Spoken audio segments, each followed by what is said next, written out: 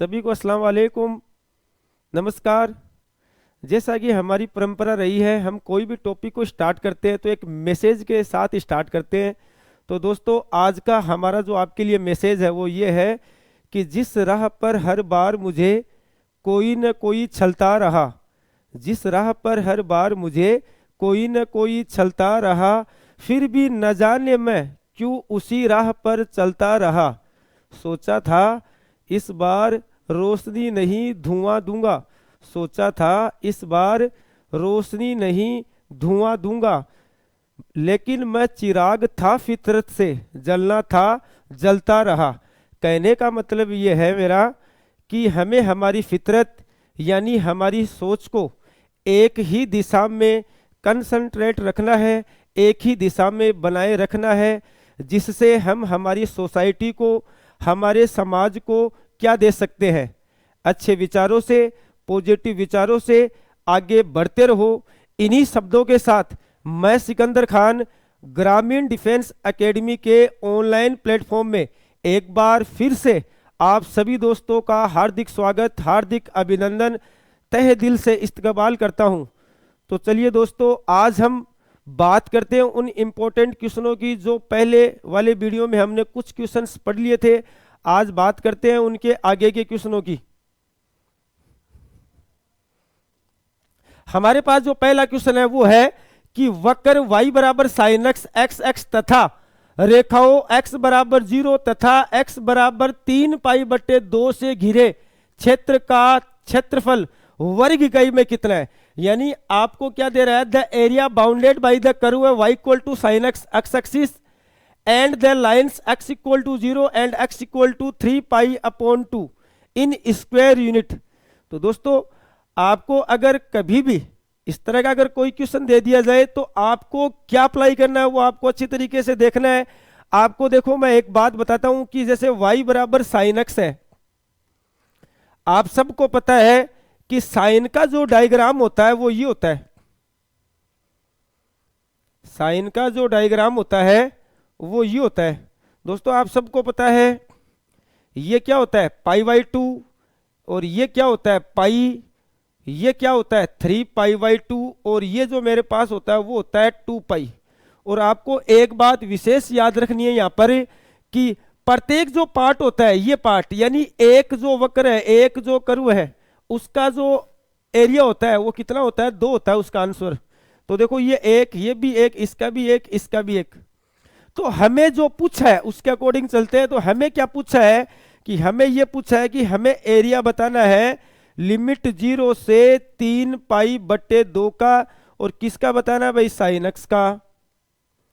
आपको पता है 0 से 3π/2, तो डियर स्टूडेंट 0 से 3π/2 यानी हमें कौन सा लेना है, 0 से, आपको पूछा है 0 से 3π/2, तो 0 से 3π यानी यहां से लेके आपको यहां तक पूछा के लेने।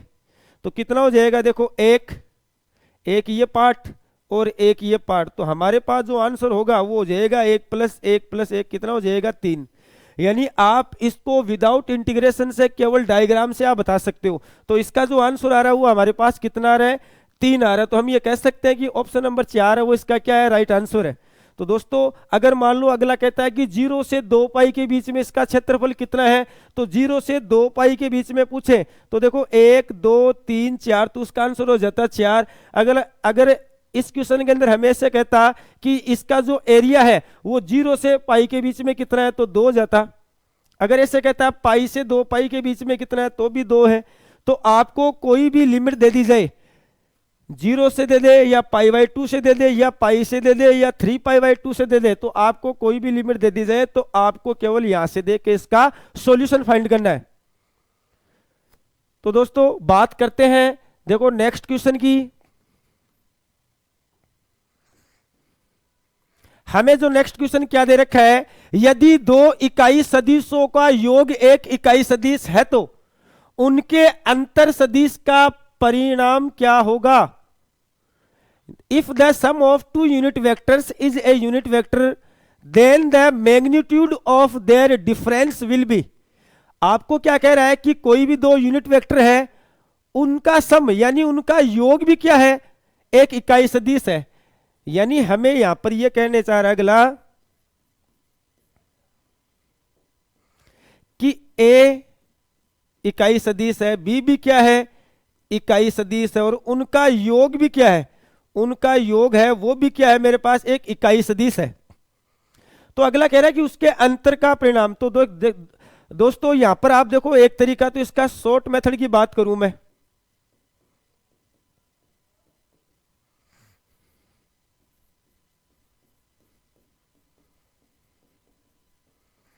अगर मैं इसके शॉर्ट मेथड की बात करूं तो एक तो इसको अपन डायरेक्टली ऐसे कर सकते हैं कि हम जानते हैं कि a प्लस बी का स्क्वायर और a माइनस बी का,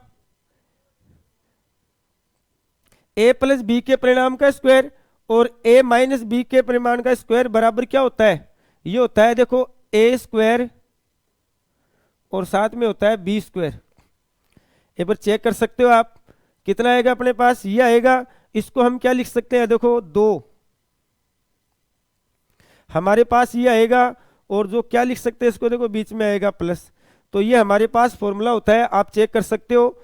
देखो A square plus B square plus 2ab, ये A square plus B square minus 2ab plus 2ab minus 2ab cancel out हो जाएगा।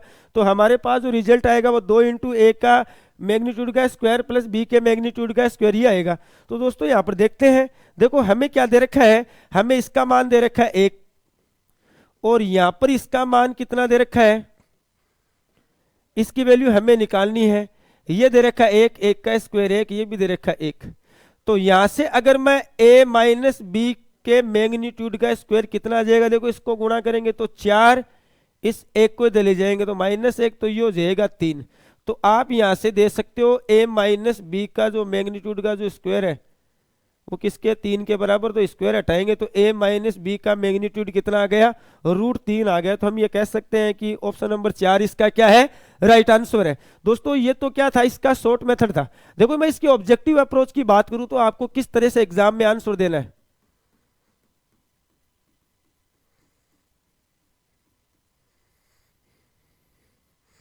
आपको केवल यहां पर एक चीज ये देखनी है। देखो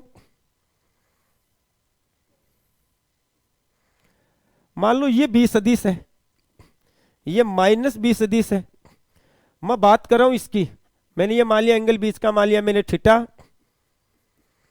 तो अगर ये इसका रिजल्टेंट निकालना चाहिए, देखो ये कितना होता है, ये होता है a प्लस बी का परिमाण बराबर होता है 2 cos ऑफ थीटा बाई 2, और ये जो इसका मान होता है वो होता है a माइनस बी बराबर होता है 2 साइन थीटा बाई 2। ये आपको सबको पता है। हमें क्या क्या दे रखा है क्वेश्चन के अंदर, उसकी तरफ हमें ज्यादा ध्यान देने की जरूरत है।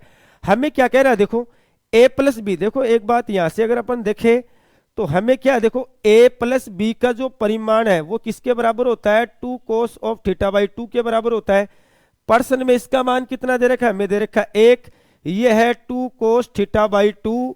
तो यहां से cos थीटा बाई 2 की वैल्यू वो मेरे पास 1/2, और cos में 1/2 मान किसका होता है, 60 डिग्री का होता है। तो यहां से मेरे पास थीटा बाई 2 बराबर 60 डिग्री हो गया। तो दोस्तों मैं ये कह सकता हूं मेरे पास जो एंगल आया वो कितना आया, 120 डिग्री आया। अगर मान लो आपको क्वेश्चन में ये कहता है कि दो इकाई सदिशों का योग भी इकाई सदिश है तो उनका बीच का कोण क्या होगा, तो उस समय तो इसका आंसर आ जाता है 120 डिग्री। लेकिन हमें यहां पर क्या पूछा है, इन दोनों के अंतर सदिश का परिणाम पूछा है। तो किस तरह से करेंगे, देखो आगे देखो हम ऐसे लिख सकते हैं क्या, देखो अब हम इसको क्या लिख सकते हैं, a सदिश माइनस बी सदिश बराबर होता है 2 साइन थीटा बाई 2। तो दोस्तों यहां पर हमारे पास देखो थीटा की वैल्यू कितनी आई, थीटा की वैल्यू मेरे पास आई 120 डिग्री। तो मैं डायरेक्टली यहां पर थीटा की वैल्यू रखूंगा तो ये आ गया 2 साइन 120/2। तो ये मेरे पास आ गया साइन 60, और साइन 60 की वैल्यू सबको पता है √3/2। तो मैं ये कह सकता हूं इसका जो मान आएगा, यानी a सदिश और b सदिश का जो मैग्नीट्यूड की जो वैल्यू आएगी वो कितनी आएगी, √3 आएगी। तो दोस्तों देखते हैं, बात करते हैं। देखो इसके शॉर्ट मेथड से देखा था हमने, कितना आया था, √3, और इसके ऑब्जेक्टिव अप्रोच अगर डायग्राम से निकालना चाहो तो इसकी वैल्यू देखो √3 है। तो इसी प्रकार हम बात करते हैं देखो नेक्स्ट क्वेश्चन की। नेक्स्ट क्वेश्चन हमें क्या दे रखा है कि भूमि के एक बिंदु पर एक मीनार के शिखर का उन्नयन कोण 30 डिग्री है। भूमि के एक बिंदु पर एक मीनार के शिखर का उन्नयन कोण 30 डिग्री है। यदि मीनार की ओर 20 मीटर चलने पर उन्नयन कोण 60 डिग्री हो जाता है, तो मीनार की ऊंचाई क्या है? यानी आपको क्या कह रहा है कि the angle of elevation of the top of a tower at a point on the ground is 30 degree. If after walking 20 metres towards the tower angle of elevation become 60 degree, then the height of the tower. आपको क्या पूछा है? इस tower की height पूछी है। यानी question के अंदर हमें क्या दे रखा है कि भूमि के एक बिंदु पर, मान लो ये कोई भूमि है, इस पे एक बिंदु अपन ने ये मान लिया कि एक बिंदु ए है। भूमि के एक बिंदु पर एक मीनार के शिखर का उन्नयन कोण,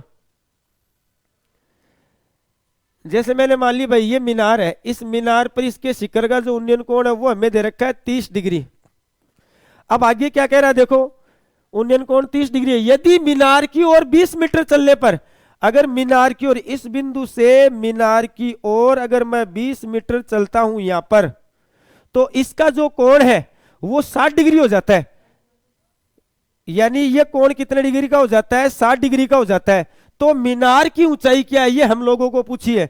तो दोस्तों यहां पर आप क्या कर सकते हो, देखो आपको सबको पता है लॉन्ग मेथड से करेंगे तो इसमें टाइम काफी लगेगा, लेकिन मैं यहां पर क्या कर रहा हूं, केवल यहां पर इस त्रिभुज में यानी अनुपात वाले फॉर्मूले से इसको कर रहा हूं, अनुपात को बराबर करके बता रहा हूं।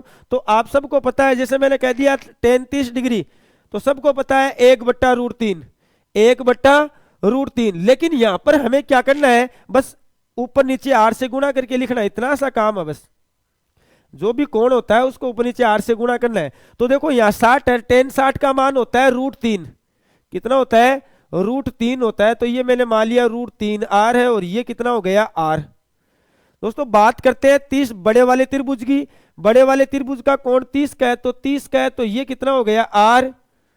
और ये भी मेरे पास कितना हो गया? √3r, क्योंकि tan 30 का मान 1/√3 होता है।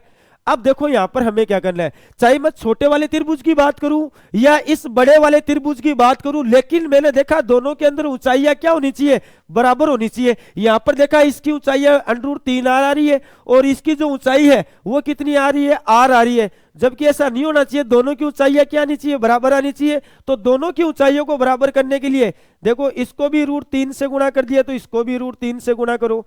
अब देखो ये बराबर कर दिया अपन ने, तो ये कितने एक गुणा करेंगे तो ये आएगा 3r।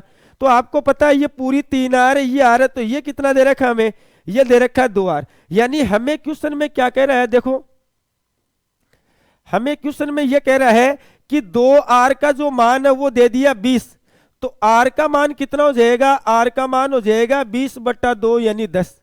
तो दोस्तों हमें पूछा क्या है, हमें पूछी है मीनार की ऊंचाई, और मीनार की ऊंचाई कितनी है? √3r है, तो r का मान यहां रख देते हैं। देखो r का मान कितना है? 10 है, तो मैंने ये 10 रख दिया, ये 10 मीटर लगा दिया, क्योंकि मीटर में दे रखी है आपको। देखो ये दे रखा ना 20 मीटर, मीटर में दे रखा, तो ये ऊंचाई आ गई। तो हम ये कह सकते हैं कि ऑप्शन नंबर 2 इसका क्या है? राइट आंसर है। तो दोस्तों इस तरह का कोई भी क्वेश्चन आ जाए तो आपको केवल डायग्राम से इसका सॉल्यूशन देना है। बात करता है नेक्स्ट क्वेश्चन की। हमें नेक्स्ट क्वेश्चन दे रखा है, यदि P not equal to A, Q not equal to B and R not equal to C, तथा ये दे रखा है इस सारणी का मान हमें दे रखा है 0 हो, तो P/P-A plus Q/Q-B plus R/R-C का मान है। आप लोगों को क्या करना है, देखो इसके लॉन्ग मेथड से करेंगे तो काफी बड़ा होने वाला है लॉन्ग मेथड, लेकिन हमें यहां पर क्या करना है, हमें केवल क्वेश्चन को अच्छी तरीके से देखना है कि दे क्या रखा है। इस डिटरमिनेंट की जो वैल्यू है वो हमें दे रखी है 0। तो दोस्तों इसकी वैल्यू 0 कब आ सकती है? इसकी जो वैल्यू है वो 0 तभी आ सकती है या तो इस पंक्ति का मान, इस पंक्ति में जितने भी हो सबका मान 0 हो, या इसके स्तंभ में सारे जो कोई भी एक स्तंभ या कोई भी एक पंक्ति का मान, अगर किसी भी पंक्ति को सारणी के अंदर किसी भी एक पंक्ति या कोई भी एक स्तंभ के अगर सभी अवयव शून्य आ रहे हैं तो हम जानते हैं उसका मान कितना होता है? 0 होता है। तो दोस्तों मैंने यहां पर क्या किया, ये जितने भी जो एलिमेंट है, यानी मैंने इसकी देखो ऑब्जेक्टिव अप्रोच की बात कर रहा हूं कि हमें क्वेश्चन में किस तरह से अप्लाई करना है।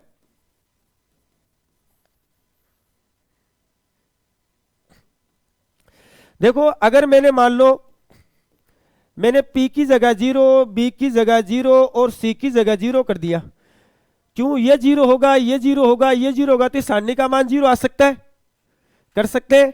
तो देखो अब हमें क्या करना है, तो ये वैल्यू मैं जो हमें जो क्वेश्चन पूछा है उसमें रख के देख रहा हूं। देखो हमें क्या पूछा है, हमें ये पूछा है P upon P minus A, Q upon Q minus B, R upon R minus C, ये पूछा है।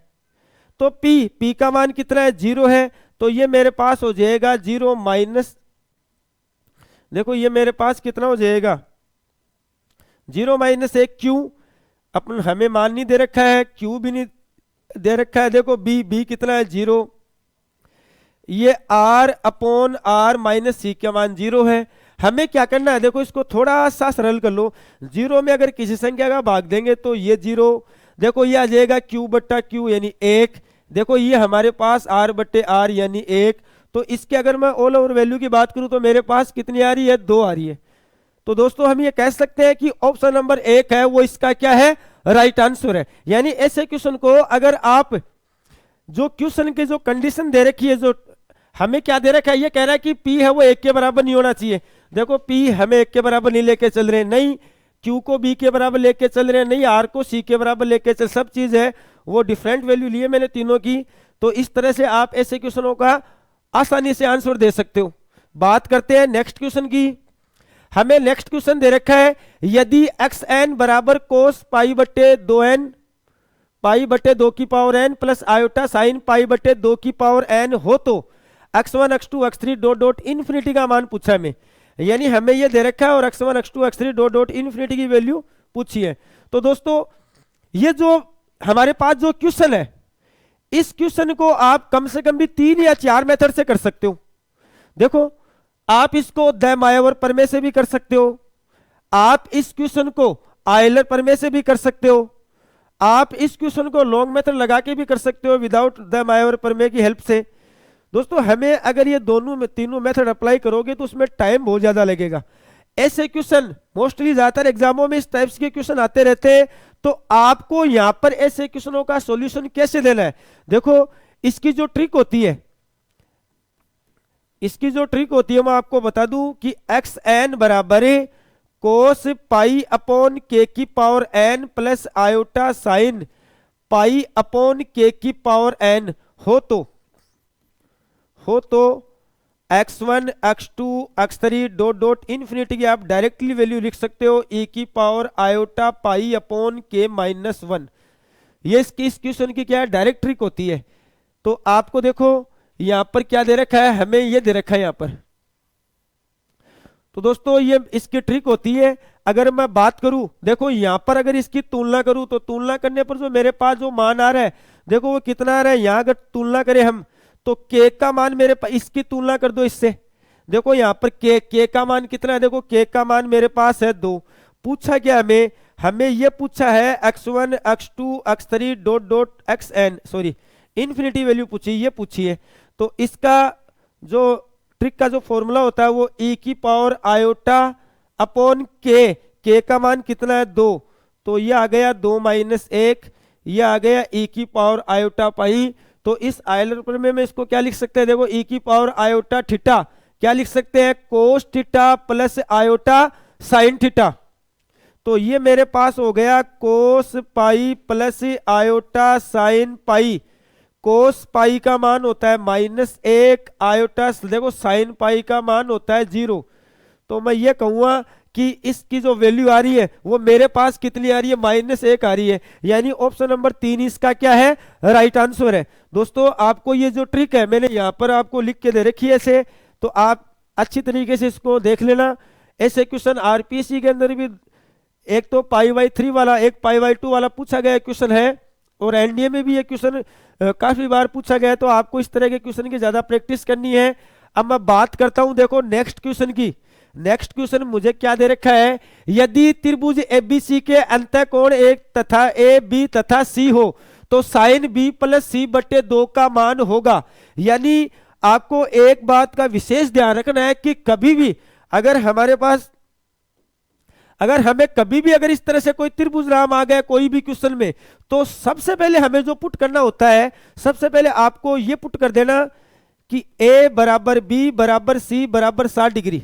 अगर कभी भी क्वेश्चन आ जाए और अगर आपको क्वेश्चन के अंदर त्रिभुज नाम कहीं पर भी मिले, चाहे वो चैप्टर कोई सा भी हो, भुजाओं की बात चल रही है तो भुजाओं के लिए क्या रखते हैं, अगर मान लो यहाँ भुजाओं की बात चलती तो एक एक एक यानी ए बी सी की वैल्यू एक एक रख देते। यहाँ पर केवल कोण की बात चल रही है तो मैं यहाँ पर ए बी सी के तीनों के मान 60-60 रख दिया। पहली बात तो देखो मैं क्या करता हूँ, मैं यहाँ पर क्या कर रहा हूँ, हमें जो क्या पूछा है, ये पूछा है हमें साइन बी प्लस सी बट्टा 2। अगर इसकी बात करें तो साइन यह आ जाएगा 60 प्लस 60 बट्टे 2, यह आ गया साइन 120 बट्टा 2 यानी 60 और साइन 60 का मान होता है √3 बट्टा 2। साइन 60 का मान कितना होता है, √3 बट्टा 2। दोस्तों अब बात करते हैं, देखो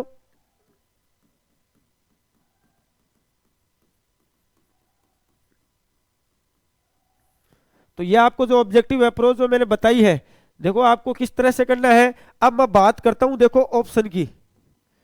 अब हम क्या करेंगे, ये सारे के सारे एंगल ऑप्शन में पुट कर देंगे। जिस भी ऑप्शन की वैल्यू 3√3 बट्टा 2 प्राप्त होगी वो इसका आंसर होगा। तो देखते हैं, आप पहले ऑप्शन की बात करता हूं तो पहले ऑप्शन में आ जाएगा देखो साइन 60 बट्टा 2, यह आ जाएगा साइन 30 और साइन 30 का मान होता है 1 बट्टा 2। तो हम ये कहेंगे ये इसका ऑप्शन नहीं हो सकता। बात करते हैं दूसरे ऑप्शन की, कोस 60 बट्टे 2, तो ये मेरे पास हो गया कोस 30 और कोस 30 का मान होता है √3 बट्टा 2। तो हम ये कह सकते हैं कि ऑप्शन नंबर 2 है वो इसका राइट आंसर है। कैसे है, हमारे पास जो क्वेश्चन की वैल्यू मेरे पास कितने आई, √3 बट्टा 2 आई, और ऑप्शन से देखा तो भी मेरे पास कितने √3 बट्टे 2 आई। तो हम ये कह सकते हैं कि ऑप्शन नंबर जो 2 है वो इसका क्या है, सही आंसर है। बात करते हैं देखो नेक्स्ट क्वेश्चन की। हमें नेक्स्ट क्वेश्चन दे रखा है, देखो 1 बट्टा 1 गुणा 2, इसी प्रकार 1 बट्टा 2 गुणा 3, इस तरह से आपको दे रखा है, एक श्रेणी दे रखी है। दोस्तों अगर एक बात का आपको विशेष याद रखना है कि कभी भी प्रश्न में एन आ जाए और ऑप्शन में एन आ जाए तो गणितीय आगमन सिद्धांत से क्वेश्चनों को आप सरल कर लिया करो। अगर कभी भी प्रश्न में एन आ जाए और ऑप्शन में एन आ जाए तो उसको आप मैथमेटिकल इंडक्शन से कर सकते हो। किस तरह से करना है, पहले n बराबर 1 क्वेश्चन में पुट कर दो, वही n बराबर 1 ऑप्शन में पुट कर दो। अगर कोई 1, 2 या 3 ऑप्शन मैच कर रहा है तो अगर आप n बराबर वहां 2 रख देना, क्वेश्चन में भी रख देना और ऑप्शन में भी रख देना। अगर आप रखोगे तो जो भी ऑप्शन प्रश्न की इक्वल आ रहा है वो इसका क्या होगा, आंसर होगा। तो चलिए दोस्तों देखते हैं इसकी ऑब्जेक्टिव अप्रोच।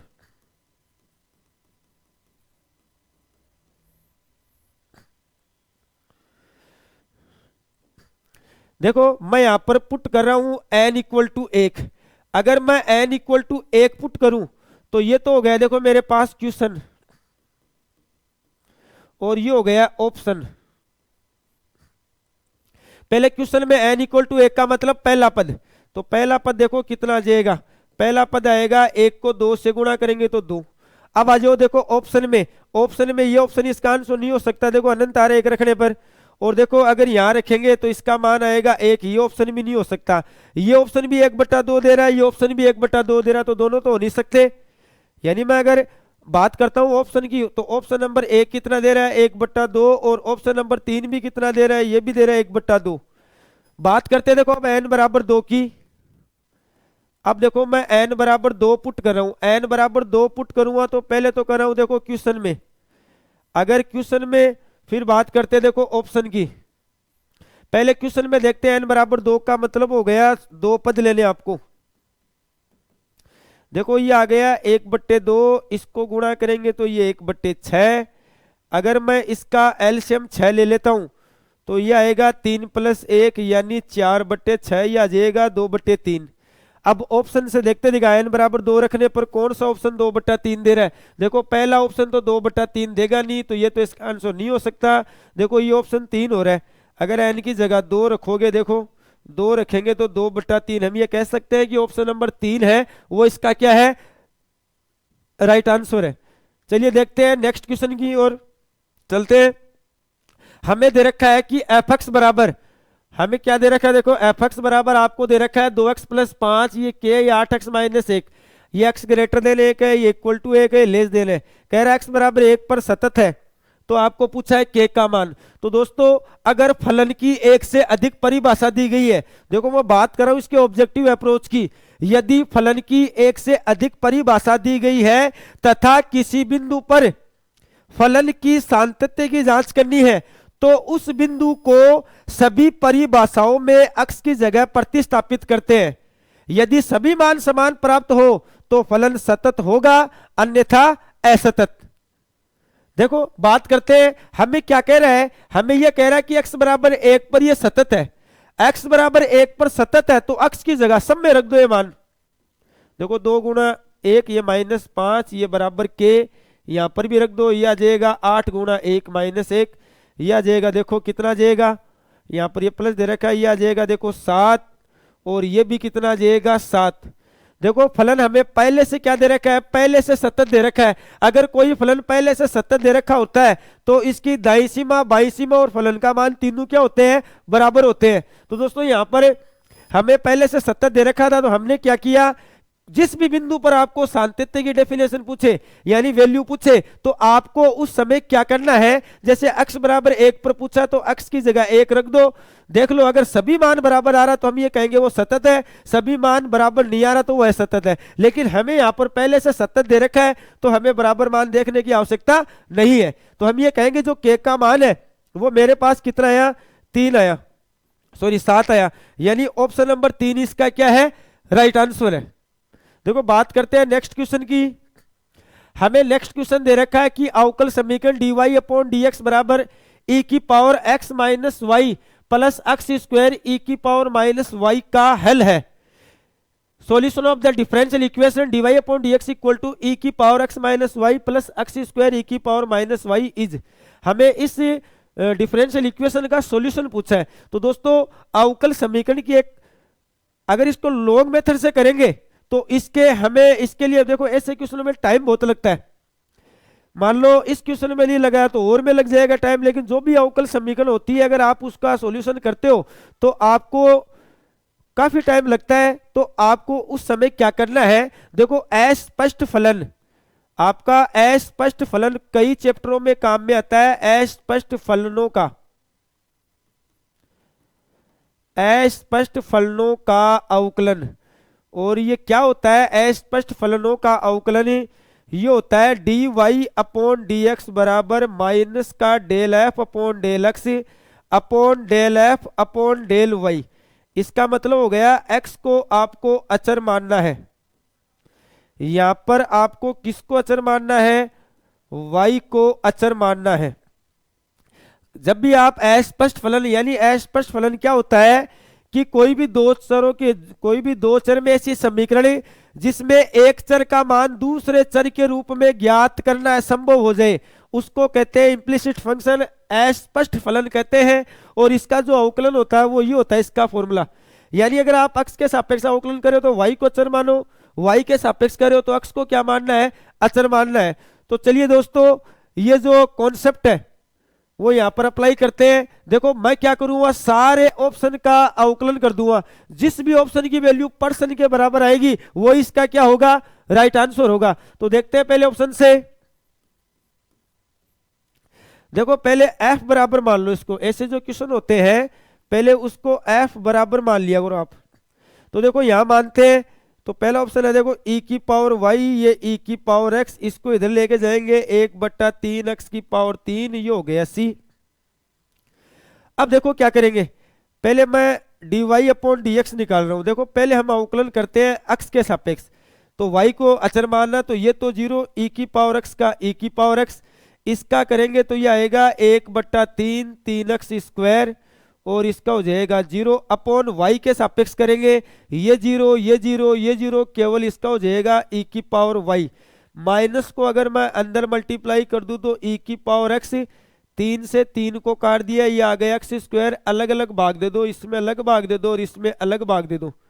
अगर ये ऊपर ले जाएंगे देखो ये तो आ जाएगा e की पावर x माइनस वाई, ये हो जाएगा x स्क्वायर e की पावर माइनस वाई। तो दोस्तों हम लोगों ने देखा पहला ऑप्शन ही क्या है, देखो पहला ऑप्शन ही इसको क्वेश्चन को बना रहा है। अगर मैं पहले जो ऑप्शन है उसका आंशिक अवकलन से इसका मान निकाला dy अपॉन dx का, तो देखो मेरे पास पर्सन के इक्वल आ गया। तो आप अवकल समीकरण में ऑप्शन के अकॉर्डिंग भी आप कोई भी अवकल समीकरण है उसका सॉल्यूशन आसानी से दे सकते हो।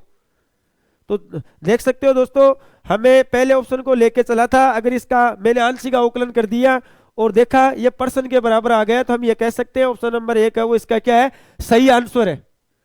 इसी तरीके से बात करते हैं देखो नेक्स्ट क्वेश्चन की।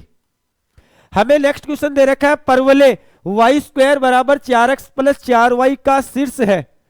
दोस्तों आपको एक बात यहां पर ये देखनी है, देखो ये अस्पष्ट फलन है, आंशिक अवकलन वो कई जगह काम में आता है, तो आपको ये समझना है। मैं देखो यहां पर इसके ट्रिक की बात कर रहा हूं। मुझे क्वेश्चन दे रखा है वाई स्क्वायर बराबर 4x प्लस 4y। याद रखना हमें सबसे पहले ये देखना है ये किस में द्विघात समीकरण है। देखो ये y में द्विघात समीकरण है, अगर x में द्विघात समीकरण होता तो x के सापेक्ष आंशिक अवकलन करता, अगर y में द्विघात समीकरण होता तो y के सापेक्ष आंशिक अवकलन करता। लेकिन मैंने देखा ये y में द्विघात समीकरण है तो y के सापेक्ष आंशिक अवकलन कर रहा हूं मैं। देखो y स्क्वायर का हो जाएगा 2y, 4x को अचर मानना, देखो y स्क्वायर का 2y, इसका 0, 4y का कितना हो जाएगा 4, तो y की वैल्यू मेरे पास कितनी आ गई, 2 आ गई। समीकरण 1 में रख दो ये मान, समीकरण 1 से अगर आप इसको 1 में रख दोगे तो यह आ जाएगा 2 का स्क्वायर, देखो यह आ जाएगा 2 का स्क्वायर बराबर 4x प्लस 8, यह आ जाएगा 4, इसको इधर लेके आएंगे माइनस 8। तो यहां से हमने क्या देखा कि 4x बराबर माइनस का 4 तो x बराबर 1। अतः परवलय का शीर्ष, परवलय का शीर्ष, परवलय का जो शीर्ष है वो कितना आ गया -1,2 है। तो मैं ये कह सकता हूं कि ऑप्शन नंबर 2 इसका क्या है, राइट आंसर है। तो दोस्तों चाहे वो परवलय हो, अगर आपको कह दे कि दीर्घवृत्त का केंद्र, अति परवलय का केंद्र, परवलय का शीर्ष, वर्त का केंद्र, कभी भी इस तरह का कोई क्वेश्चन आ जाए तो आप उसका अगर x में द्विघात समीकरण है तो x के सापेक्ष आंशिक अवकलन कर दो, y में द्विघात समीकरण है तो y के सापेक्ष आंशिक अवकलन कर दो, और अगर x और y दोनों में द्विघात समीकरण है तो दोनों के सापेक्ष आप आंशिक अवकलन करके उसका मान निकाल सकते हो। तो देख सकते हो आप। अब बात करते हैं देखो नेक्स्ट क्वेश्चन की। हमें जो नेक्स्ट क्वेश्चन दे रखा है वो दे रखा है वक्र y बराबर 4x minus x square minus 3 तथा x से परिबद्ध क्षेत्रफल है। देखो y बराबर हमें क्या दे रखा है, हमें दे रखा है 4x minus x square minus 3। दोस्तों इसकी जो ट्रिक होती है वो ट्रिक ही है, और हमें जो क्वेश्चन दे रखा है वो देखो क्या दे रखा है, हमें ये दे रखा है कि 4x minus x square, 4x minus x square, और देखो ये माइनस का 3 दे रखा है। तो चेक करते हैं, इसकी तुलना करो इससे। यहां से अगर मैं a की बात करूं तो देखो -1 आ गया, b की बात करूं तो 4 आ गया, c की बात करूं तो कितना है -3 है। तो इसका एरिया निकालने का जो फॉर्मूला होता है वो होता है देखो b स्क्वायर, b का स्क्वायर करेंगे 16, a की वैल्यू -1, c -3, ये पावर 3/2 अपॉन 6a स्क्वायर। तो ये कितना जाएगा, यह आ जाएगा 16, ये माइनस प्लस, तो यह आ जाएगा देखो -12 अपॉन 6, ये पावर दे रखी है 3/2, तो हम ये लिख सकते हैं 4 की पावर 3/2, ये 6। तो बताओ इसको क्या लिख सकते हैं, इसको लिख सकते हैं 2 की पावर 3 अपॉन 6, यह आ जाएगा 8/6 यानी 4/3। देखो कितना आया, क्या लिख सकते हैं, देखो 4 को 2 का स्क्वायर लिख सकते हैं, 2 से 2 कट जाएगा तो हमारे पास ये आएगा। तो देख सकते हैं 4/3 यानी पहले ऑप्शन में आ रहा, तो हम ये कहेंगे पहला ऑप्शन इसका क्या है, राइट आंसर है। दोस्तों ये मैंने ट्रिक आपको अच्छी तरीके से यहाँ लिख दी है ताकि आपको आगे भी ऐसे इस कंसेप्ट को आप काम में ले सकते हो। बात करते हैं देखो नेक्स्ट क्वेश्चन की। हमें नेक्स्ट क्वेश्चन दे रखा है कि x square minus x plus 1 बटा x square plus x plus 1 का अधिकतम और न्यूनतम मान है। क्या पूछा है, अधिकतम और न्यूनतम मान है। तो दोस्तों आपके पास एक बात बता देता हूं मैं इसके ट्रिक की। देखो ऐसे क्वेश्चन पूछते रहते हैं, तो हमें क्या दे रखा है, देखो फलन, इसकी ट्रिक ये होती है फलन f(x) बराबर x square minus P x plus Q upon x square plus P x plus Q का अगर आपको एक नंबर में अगर आपको अधिकतम मान पूछ ले, अधिकतम मान, तो अधिकतम जो मान होता है उसका फॉर्मूला होता है 2√q plus P upon 2√q minus P. अगर आपको इसका न्यूनतम मान पूछ ले, न्यूनतम मान, और इसका जो न्यूनतम मान होता है वो होता है 2√q माइनस पी बट्टा 2√q प्लस पी। तो डियर स्टूडेंट्स आप देख सकते हो यहाँ पर क्या है, देखो ये इसका बेसिक जो कॉन्सेप्ट होता है, ये इसकी ट्रिक होती है। अगर कभी भी इस फॉर्म के अंदर अगर कोई भी क्वेश्चन आ जाए तो उसकी मैक्सिमम और मिनिमम वैल्यू आप किस तरह से फाइंड करते हो। देखो इससे कंपेयरिंग करो, यहां से देखो, यहां से अगर मैं बात करूं तो मेरे पास जो P की वैल्यू वो 1 है और Q की वैल्यू भी कितनी है, 1 है। देखो इससे तुलना कर लो, P और Q की वैल्यू निकाली, हमें पूछा अधिकतम मान। एक नंबर में क्या पूछा है, अधिकतम मान, अधिकतम मान, उसका फॉर्मूला होता है 2√q, Q की जगह 1, ये प्लस 1 बट्टा 2√1 प्लस 1, सॉरी,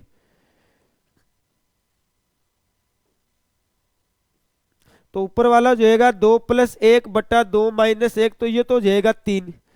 एक बात हमें पूछा, देखो न्यूनतम मान, अगर न्यूनतम मान पूछे तो आप यहां पर इसकी वैल्यू डाल सकते हो। देखो P और Q की तो कितना आएगा, 2√1 माइनस 1 बट्टा 2√1 प्लस 1, तो ये आ गया 2 माइनस 1, ये 2 प्लस 1, तो ये आ जाएगा 1 बट्टा 3।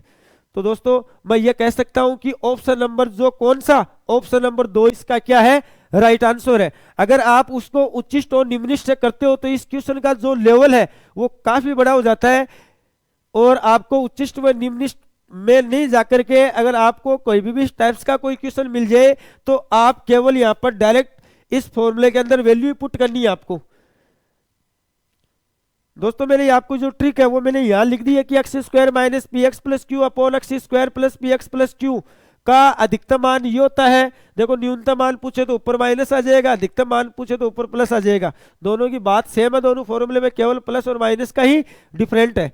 देखो इसी लेवल का एक क्वेश्चन की अगर मैं और बात करूं तो ये कह रहा है कि x square minus 2x plus 9 बटे x square plus 2x plus 9। यहां पर देखो हमें क्या दे रखा है, हमें यहां पर दे रखा है, देखो P का मान तो मेरे पास 2 है, Q का मान कितना है, 9 है। अगर इसका मैक्सिमम वैल्यू पूछे आपको, मैक्सिमम वैल्यू, तो वो होता है देखो 2√q, Q की वैल्यू 9 माइनस P अपॉन 2√9, ये प्लस का 2, तो यह आ जाएगा देखो 2 गुणा 3 माइनस 2, यह आ जाएगा 2 गुणा 3 प्लस 2। तो देखो मैक्सिमम वैल्यू पूछे तो ऊपर आपको माइनस करना है, ये थोड़ा सा ध्यान देना भी आपको।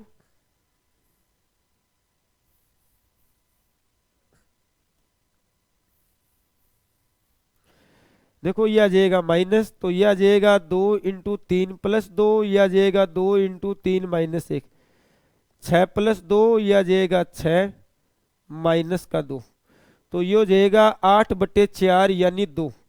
तो दोस्तों मिनिमम वैल्यू देखना चाहोगे तो इसकी जस्ट उल्टी आएगी, चेक कर सकते हो। देखो मिनिमम वैल्यू, अगर आप इसकी मिनिमम वैल्यू निकालना चाहो तो 2 इंटू कितना हो जाएगा, ये 9 माइनस 2 अपॉन 2 इंटू √9 प्लस 2, यह आ जाएगा 2 गुणा 3 माइनस 2, यह आ जाएगा 2 गुणा 3 प्लस 2, ऊपर हो जाएगा 4, नीचे हो जाएगा 8, तो 1 बटे 2। तो हम ये कह सकते हैं कि ऑप्शन नंबर जो कौन सा, ऑप्शन नंबर 3 इसका क्या है, सही आंसर है।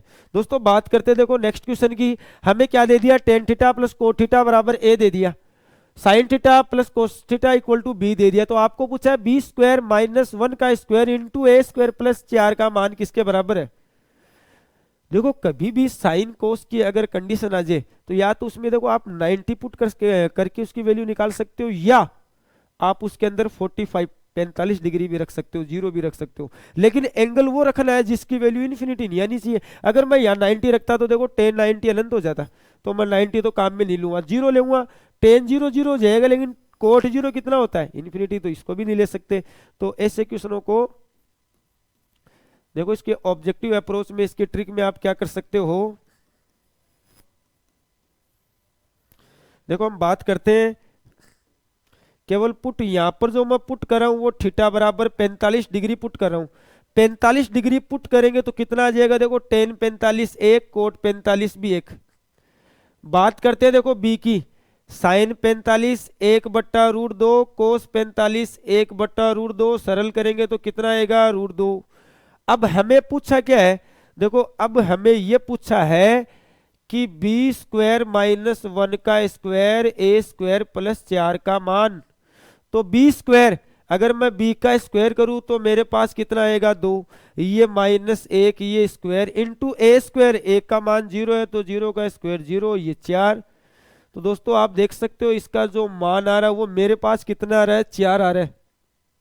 तो मैं ये कह सकता हूं कि ऑप्शन नंबर 2 इसका क्या है, राइट आंसर है। कभी भी ट्रिग्नोमेट्री में इस टाइप का कोई क्वेश्चन आ जाए तो आप थीटा की कोई भी वैल्यू लेकर उसका सॉल्यूशन दे सकते हो, लेकिन आपको एंगल वो लेना है जो उसकी वैल्यू शॉर्ट हो, यानी छोटी से छोटी वैल्यू हो, ताकि जिसका स्क्वायर क्यूब पावर 6-7 जो भी आप पावर लगाते हो उसकी वैल्यू लगाने पर उसकी वैल्यू है उसमें हमें टाइम ज़्यादा नहीं लगे, ऐसे एंगल्स आपको पुट करने हैं यहाँ पर। तो बात करते हैं देखो नेक्स्ट क्वेश्चन की। हमें नेक्स्ट क्वेश्चन दे रखा है 1/6 प्लस 1/7 बराबर 1/8 हो तो x का मान है। देखो मैं आपको एक ट्रिक बता देता हूं पहले। इसकी जो ट्रिक होती है वो ये होती है कि यदि 1/n 1/n प्लस 1 बराबर x/n प्लस 2 हो तो x बराबर होता है n प्लस 2 का होल स्क्वायर। तो दोस्तों आप यहां पर तुलना कर सकते हो, यानी ऐसे याद कर लेना, यदि अगर संख्या लगातार आ रही है 6 7 8 8 9 10 लगातार संख्या आ रही है तो अक्ष के नीचे वाली संख्या का वर्ग ही उसका क्या होता है, उत्तर होता है। तो अक्ष के नीचे वाली संख्या कितनी है, 8 है, तो 8 का स्क्वायर करेंगे तो कितना आएगा, 64 आएगा। तो आप यहां पर देख सकते हो, देखो यहां पर n प्लस 2 का जो मान दे रखा है वो कितना दे रखा है, हमें 8 दे रखा है, तुलना कर लेना। और यहाँ पर इसलिए ये कितना हो जाएगा, x बराबर कितना हो जाएगा, ये n प्लस 2 का स्क्वायर यानी 8 दे रखा है, 8 का स्क्वायर 64। तो हम कहेंगे ऑप्शन नंबर 4 इसका क्या है, राइट आंसर है।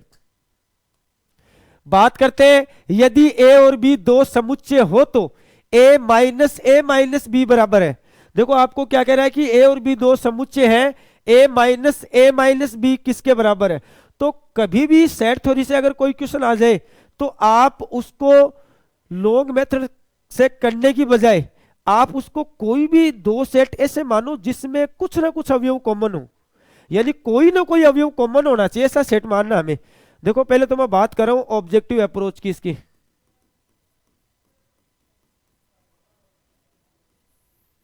यानी आपको ऑप्शन से किस तरह से दोगे इसका आंसर वो आपको देखना है।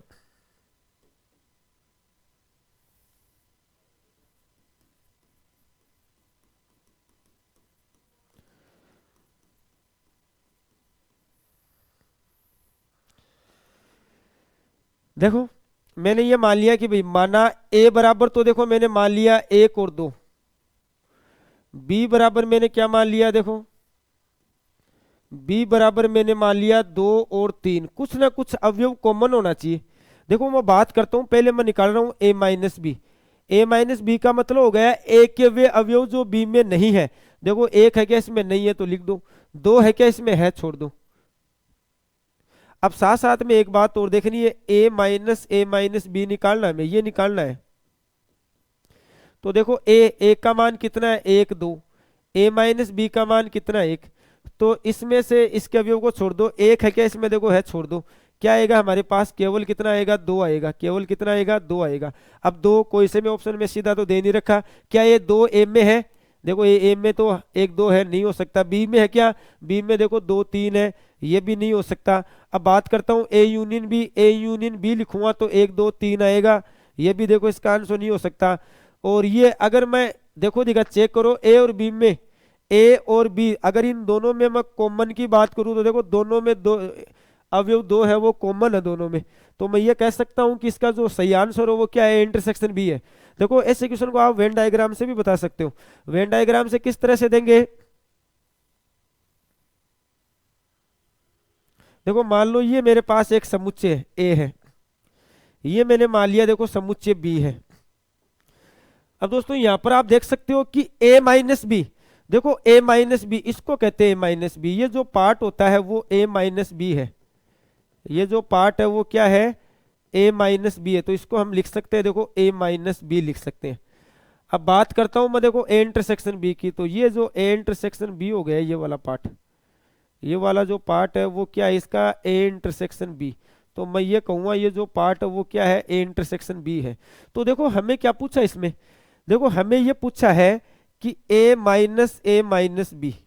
अगर मैं a में से a माइनस बी को हटा दूं, अगर इस पूरे a में से, देखो इस पूरे a में से अगर a माइनस बी, देखो इस व्हाइट वाले पार्ट को, यानी इस पार्ट को अगर मैं हटा दूं तो मेरे पास क्या बचेगा, यही तो पार्ट बचेगा। अगर पूरे a में से ये a माइनस बी वाला पार्ट अगर मैं हटा दूं तो मेरे पास क्या आएगा, ये जो मैंने डार्क कर रखा है गुलाबी पेन से, ये पार्ट आएगा। तो ये पार्ट क्या होता है, ए इंटरसेक्शन बी होता है। तो मैं ये कह सकता हूं इसकी जो वैल्यू आएगी वो क्या आएगी, ए इंटरसेक्शन बी आएगी। तो आप इसका वेन डायग्राम से इस तरह से इसका आंसर दे सकते हो। बात करते हैं देखो नेक्स्ट क्वेश्चन की। नेक्स्ट क्वेश्चन हमें क्या दे रखा है, i1 बराबर एक इंटीग्रेशन की वैल्यू दे रखी है, i2 दे रखा है, i3 दे रखा है, और हमें पूछा है इसका मान। देखो क्या पूछा है इसके अंदर,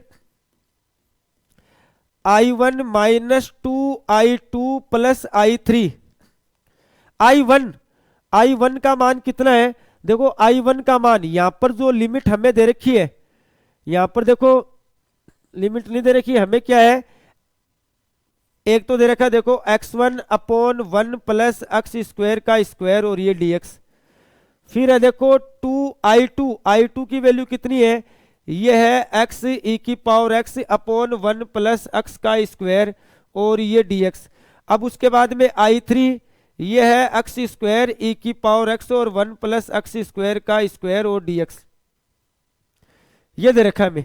अब देखो इसके अंदर अगर मैं कॉमन लेके अगर थोड़ा सा सॉल्यूशन की बात करूं, देखो अगर इसमें से मैं ये कॉमन ले लेता हूं 1 प्लस एक्स स्क्वायर का स्क्वायर, अगर पूरे में से मैं कॉमन ले लूं, देखो यहाँ तो बचेगा मेरे पास एक्स स्क्वायर, यहाँ बचेगा मेरे पास देखो माइनस के 2x, यहाँ पर क्या बचेगा 1, और साथ साथ में ये e की पावर x और ये dx। अगर आप इसको सॉल्यूशन करोगे तो ये आएगा। मैंने पहले वाले वीडियो में भी आपको बताया था कि जब भी बहुपदीय फलन के साथ चरघातांकी फलन दे दिया जाए, बहुपदीय फलन के साथ चरघातांकी फलन दे दिया जाए, तो उस समय हमें बहुपदीय फलन को तो हटा देना है और हर में एक घात कम कर देनी है। तो यहां से देखते हैं, ये जो बहुपदीय फलन, इस बहुपदीय फलन को तो हटा दो और नीचे एक घात कम कर दो, यानी अधिकांशतः प्रश्नों में ऐसा रूल लगता है, यानी मोस्टली ज्यादातर जो क्वेश्चन होते हैं उसके अंदर क्या होता है, अगर चरघातांकी फलन के साथ बहुपदीय फलन आ रहा हो तो आप बहुपदीय फलन को यहां से क्या कर दो, हटा दो और हर में एक घात, व्यंजक की एक घात कम कर दो। तो हमने देखा e की power x upon 1 plus x square आया, तो ये कह सकते हैं कि ऑप्शन नंबर 1 है वो इसका क्या है, राइट आंसर है। तो दोस्तों चलिए नेक्स्ट क्वेश्चन की ओर चलते हैं। नेक्स्ट क्वेश्चन हमें क्या दे रखा है, 18वां दे रखा है, limit x tends to infinity 1 plus 2 upon x की पावर x। देखो जो मेरे पास जो ट्रिक होती है वो ये होती है कि limit x tends to infinity 1 plus a upon x की पावर अगर bx है, तो इसकी डायरेक्टली जो वैल्यू होती है वो होती है e की पावर ab। क्या होती है, e की पावर ab। ये कॉन्सेप्ट आपको याद रखना है। और दूसरी एक बात, इसका जो शॉर्ट मेथड होता है, शॉर्ट मेथड एक ये भी होता है कि limit x tends to a fx की पावर अगर gx दे रखी है, तो इसका डायरेक्टली आंसर ये भी होता है limit x tends to a fx minus 1 into gx। आप ये भी लगा सकते हो। देखो हम दोनों से देखते हैं इसकी वैल्यू का पता। देखो यहां पर अगर तुलना करें तो यहां पर देखो एक का मान कितना है, एक का मान मेरे पास है 2, b से तुलना करें तो b का मान कितना है 1। तो इसलिए जो ऑल ओवर की वैल्यू की बात करूं तो इस फंक्शन की देखो कितनी आएगी, ये हमें दे रखा है 1 प्लस 2 अपॉन एक्स की पावर x, तो इसकी वैल्यू आ जाएगी e की पावर ab, यानी e की पावर कितना आ जाएगा, 2 आ जाएगा। तो हम ये कह सकते हैं ऑप्शन नंबर 2 इसका क्या है, राइट आंसर है। देखो आप इसको इस तरीके से भी कर सकते हो कि limit x tends to infinity 1 plus 2 upon x की पावर x दे रखी है, तो हम इसको क्या लिख सकते हैं, देखो e की घात में क्या लिखेंगे, इसको फंक्शन में से आपको एक कम करना है और घात को गुणा में करना है। तो ये कितना आएगा, limit x tends to infinity, ये देखो एक से एक कैंसल आउट, मेरे पास जो वैल्यू आ रही है वो यहाँ पर देखो इस x से x भी काट दो तो केवल 2 आ रही है। लिमिट लेने पर जो मेरे पास वैल्यू आएगी वो कितनी आएगी, e की पावर 2 आएगी। तो मैं ये कह सकता हूं कि ऑप्शन नंबर 2 इसका क्या है, राइट आंसर है। चलिए दोस्तों नेक्स्ट क्वेश्चन की ओर चलते हैं। हमें नेक्स्ट क्वेश्चन दे रखा है, यदि समांतर श्रेणी के p पदों का योग q तथा q पदों का योग p हो तो p प्लस q पदों का योग है। एक ऐसा क्वेश्चन पहले वाले वीडियो में मैंने आपको बताया था, उसमें n p प्लस क्यूआ पद पूछा था, यहाँ पर p प्लस क्यूआ पदों को योग पूछा है।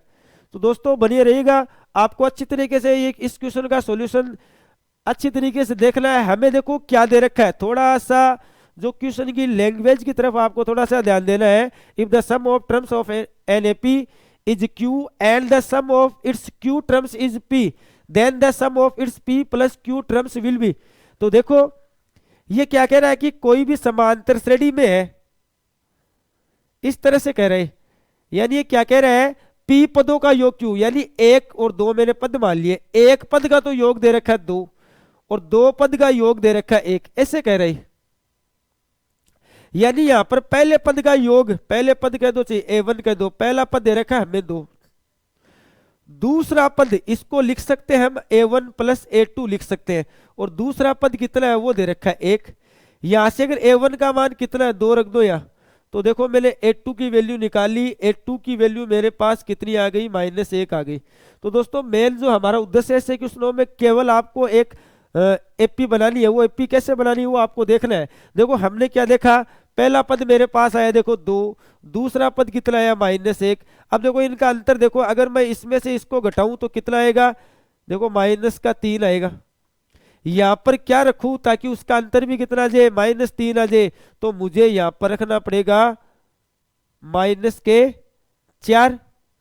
देखो इसमें से इसको घटाओ -3 आएगा, इसमें से इसको घटाएंगे तो भी देखो -3 आएगी, मेरे पास एक श्रेणी आ गई। अब देखो हमें क्या पूछा है, हमें पूछा है p प्लस क्यू पदों का योग, तो इसलिए p प्लस क्यू पदों का योग पूछा है। तो s p का मान 1 है, ये 2 है, तो ये आ गया 3। इसका मतलब हो गया शुरू के 3 पद का योग, शुरू के 3 पदों का योग देख लो, तो यह आएगा 2 -1 -4, तो यह आ जाएगा -3। तो दोस्तों अब बात करते हैं देखो ऑप्शन से, जिस भी ऑप्शन का मान -3 के बराबर आएगा वही आंसर है इसका। तो देखते हैं, पहले तो देखो नहीं हो सकता, 0 आ रहा है। दूसरा दे रखा है देखो, दूसरे में p प्लस क्यू, तो यह आ गया 1 + 2 यानी 3 + का 3 आ रहा है, ये भी नहीं हो सकता। तीसरे ऑप्शन की बात करूं तो यह आ रहा है देखो, p का मान कितना 1 है, q का मान कितना 2, तो -3 आ रहा है। तो हम ये कह सकते हैं ऑप्शन नंबर 4 इसका क्या है, राइट आंसर है। तो दोस्तों आपको जो मैंने आपको ये बात बताई थी ऑब्जेक्टिव अप्रोच, ये आपको अच्छी तरीके से क्वेश्चन के अंदर अप्लाई करनी है। देखो बात करते हैं इसी टाइप के नेक्स्ट क्वेश्चन की। हमें दे रखा है यदि 2 इकाई सदिशों का योग भी इकाई सदिश हो तो उनके बीच का कोण क्या। देखो पहला 2 नंबर का क्वेश्चन इसी टाइप का हमारा आया था, एक बार मैं दोबारा बता देता हूं आपको ये पता होना चाहिए। अगर मान लो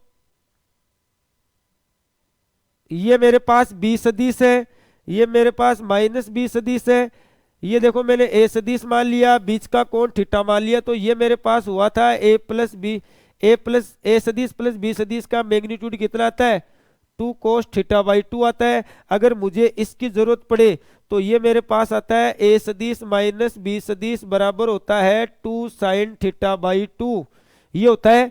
दोस्तों इसके अंदर क्या कर सकते हैं हम, देखो हमें यहाँ पर मैं बात कर रहा हूँ देखो इसके ऑब्जेक्टिव अप्रोच की, ये जो मैं बात बता रहा हूँ वो इसकी ऑब्जेक्टिव अप्रोच बता रहा हूँ कि आपको डायरेक्टली किस तरह से आंसर देना है।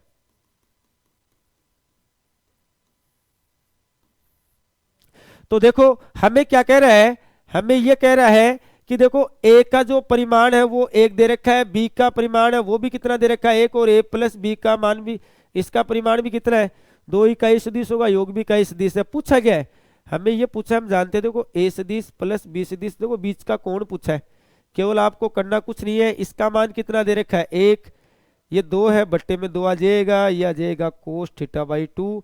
कोस में 1/2 मान किसका होता है, 60 डिग्री का होता है। कोस से कोस हटाएंगे तो थीटा बटे 2 बराबर कितना आ जाएगा, 60।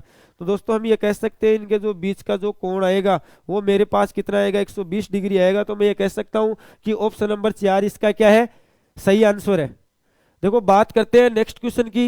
हमें नेक्स्ट क्वेश्चन दे रखा है limit n tends to infinity 1 का स्क्वायर प्लस 2 का स्क्वायर 3 का स्क्वायर डॉट डॉट n का स्क्वायर बटे n की घात 3 बराबर है। यानी देखो इसकी पहले तो मैं आपको बता देता हूं ऐसे क्वेश्चनों की ट्रिक क्या होती है कि limit n tends to infinity 1 का स्क्वायर प्लस 2 का स्क्वायर प्लस 3 का square dot dot dot dot ये है देखो n का स्क्वायर अपॉन n का क्यूब। इसकी जो ट्रिक होती है, एक मिनट आपको देखो,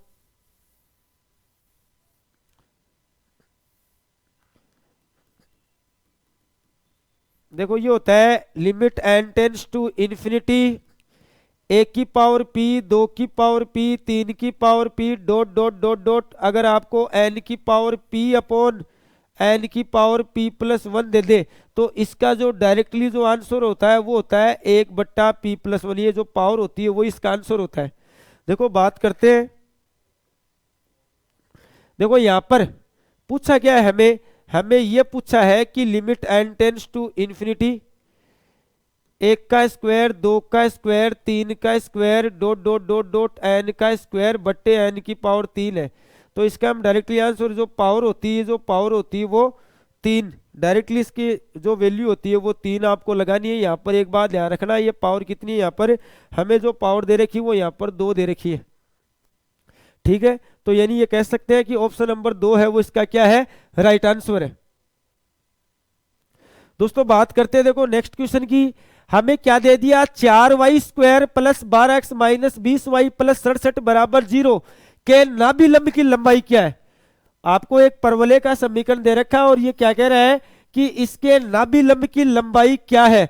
तो दोस्तों अगर देखो y में द्विघात समीकरण, किस में द्विघात समीकरण है, देखो ये y में द्विघात समीकरण है। y में द्विघात समीकरण होती है तो परवलय के नाभिलंब की लंबाई निकालने का क्या फॉर्मूला होता है, और जब अक्ष में द्विघात समीकरण होता है तो उसके नाभिलंब की लंबाई निकालने का क्या फॉर्मूला होता है। तो आप देख सकते हो यहां पर क्या है, परवलय y में, अगर y में ये द्विघाती, देखो y में द्विघात समीकरण है तो इसके नाभिलंब की लंबाई निकालने का फॉर्मूला होता है x का गुणांक बटे y स्क्वायर का गुणांक।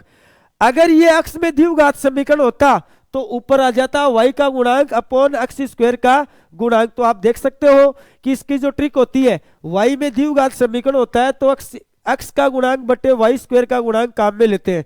तो यहां पर देख सकते हो आप, देखो नाभिलंब की लंबाई, लेटस लेक्टम की अगर लेंथ चाहिए आपको तो वह क्या होती है, देखो x का गुणांक कितना है, देखो 12 बट्टे y का गुणांक कितना है, 4। तो इसका जो आंसर आ जाएगा वो कितना आ जाएगा, 3 आ जाएगा। यानी ऑप्शन नंबर 2 इसका क्या है, राइट आंसर है। चलिए दोस्तों नेक्स्ट क्वेश्चन की ओर चलते हैं। नेक्स्ट क्वेश्चन हमें क्या दे रखा है, हमें यह दे रखा है कि बिंदु 3,8 का रेखा x प्लस 3y बराबर 7 के सापेक्ष प्रतिबिंब है। The image of the point 3,8 with respect to the line x plus 3y equal to 7 will B.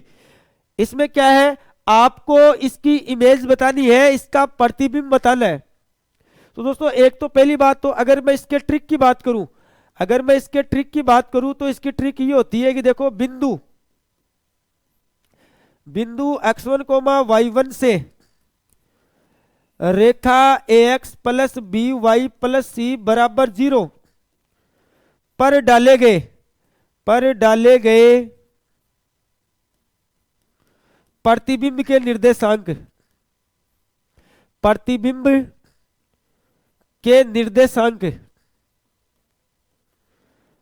तो प्रतिबिंब के जो निर्देशांक होते हैं वो फॉर्मूला होता है x minus x1 upon a y minus y1 upon b minus 2 into a x1 plus b y1 plus c upon a square plus b square. ये फॉर्मूला होता है ट्रिक से। अगर आप x1 y1 सब की वैल्यू रखोगे तो आप कर सकते हो इससे। लेकिन दोस्तों मैं इसकी आपको ऑब्जेक्टिव अप्रोच बता रहा हूं कि आपको इसकी ऑब्जेक्टिव अप्रोच किस तरह से काम में लेनी है।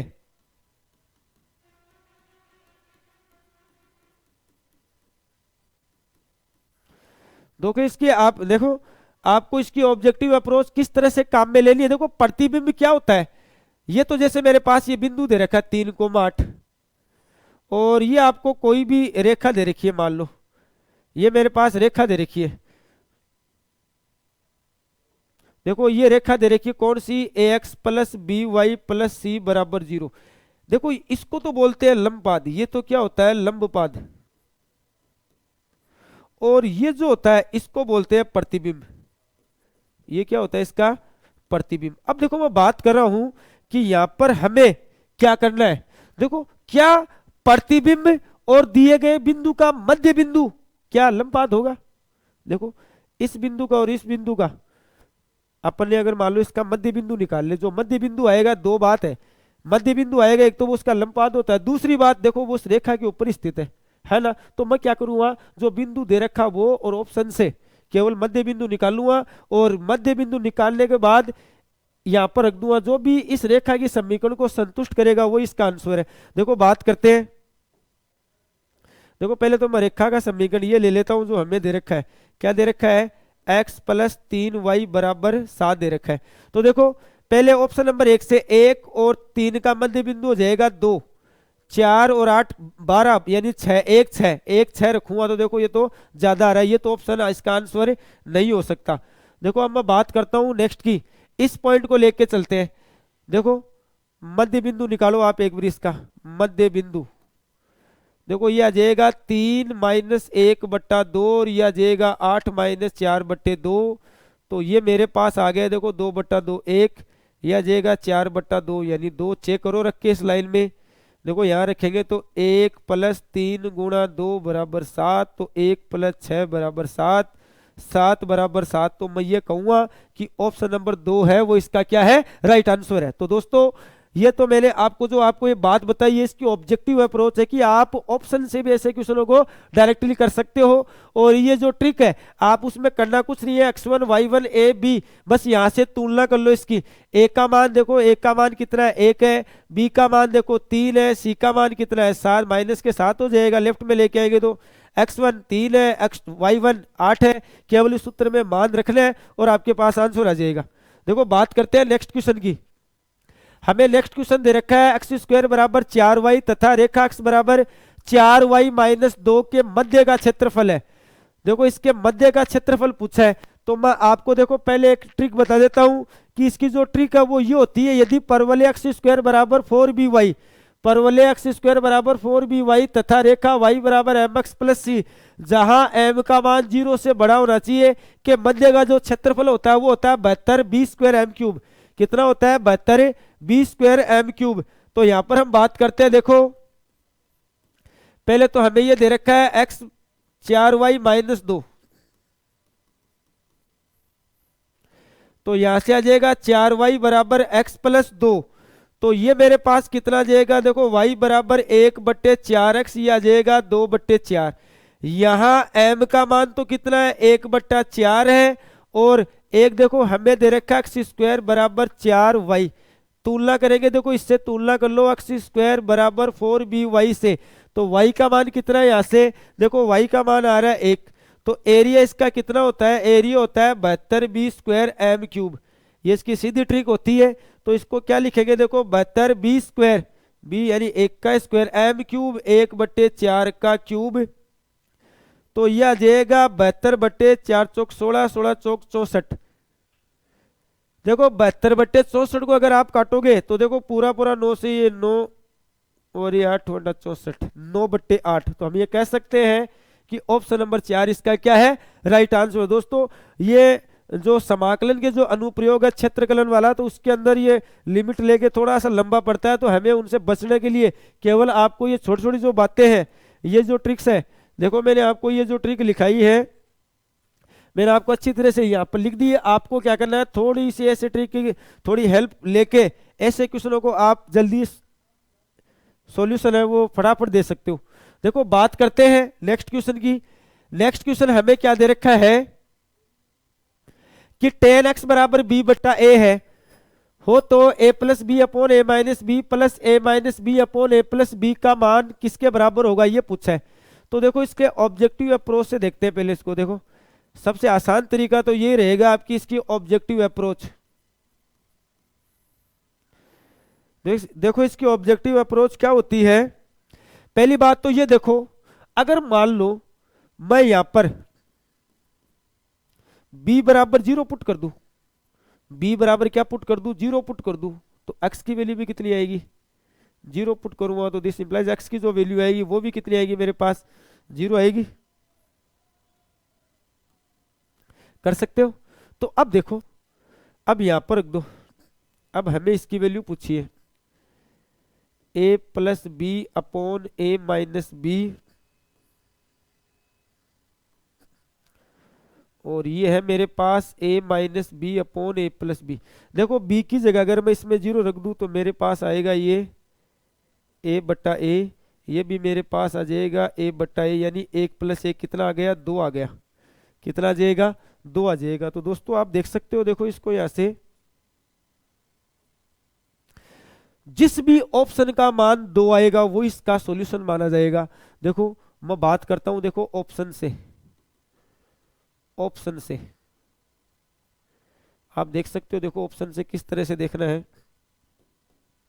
देखो पहले ऑप्शन की बात कर रहा हूं, सीधा से देखते ही x की जगह 0 पुट करना है, 0 रखेंगे तो 0 बटा 0 रूप आ रहे, तो ये तो नहीं हो सकता। देखो यहां रखेंगे, देखो ये देखने मिल रहा है, यहाँ पर देखो साइन में 0 रखेंगे तो ये अनंत आ जाएगा, यहाँ x की जगह 0 रखेंगे तो साइन 0 0 नीचे आ जाएगा 1, तो यह इसकी वैल्यू तो देखो 0 आ रही है, इसकी वैल्यू देखेंगे तब आ रही है कितनी, इन्फिनिटी आ रही है। इसकी वैल्यू देखो, देखो 2 आ रही है, इसकी वैल्यू देखेंगे तो देखो 0/0 फॉर्म आ रही है। तो यहाँ पर क्या करना है, देखो ऑप्शन नंबर 2 में देखता हूँ मैं 2 से, देखो 2 cos 0 बट्टा रूट cos 0, यह आ जाएगा 2 गुणा 1 बट्टा रूट 1, तो ये मेरे पास हो जाएगा 2। तो मैं ये कह सकता हूं कि ऑप्शन नंबर 2 इसका क्या है, राइट आंसर है। ऐसे क्वेश्चनों को आप ऑप्शन से कर सकते हो। देखो बात करते हैं नेक्स्ट क्वेश्चन की, कि लिमिट 0 से पाई बट्टा 2 log sin x dx का मान क्या होगा। दोस्तों ये जो क्वेश्चन है काफी इंपॉर्टेंट क्वेश्चन है, बहुत एग्जाम्स के अंदर ये पूछा गया क्वेश्चन है। अगर मान लो आपको लिमिट 0 से पाई बट्टा 2 log cos x dx दे दे, तो आपको साइन और कोस में इस तरह का जो क्वेश्चन आते हैं, तो मैंने आपको इसके ट्रिक बता रहा हूं। आपको इसकी जो ट्रिक होती है वो ये होती है, आपको अच्छी तरीके से देखना है। क्या है कि लिमिट 0 से पाई बाई 2, सॉरी लिमिट 0 से पाई अपॉन ए log साइन ए एक्स बटा 2 dx, लिमिट 0 से पाई अपॉन ए log cos ए एक्स डी एक्स, ए एक्स बटे 2 dx इक्वल टू होता है पाई अपॉन ए log 1 बटे 2। हमें देखो यहाँ पर क्वेश्चन क्या दे रखा है, देखो हमें यहाँ पर ये क्वेश्चन दे रखा है कि लिमिट 0 से पाई बटे 2 log sine x D x. देखो हमें ये दे रखा है लिमिट 0 से pi by 2 log sine x और dx।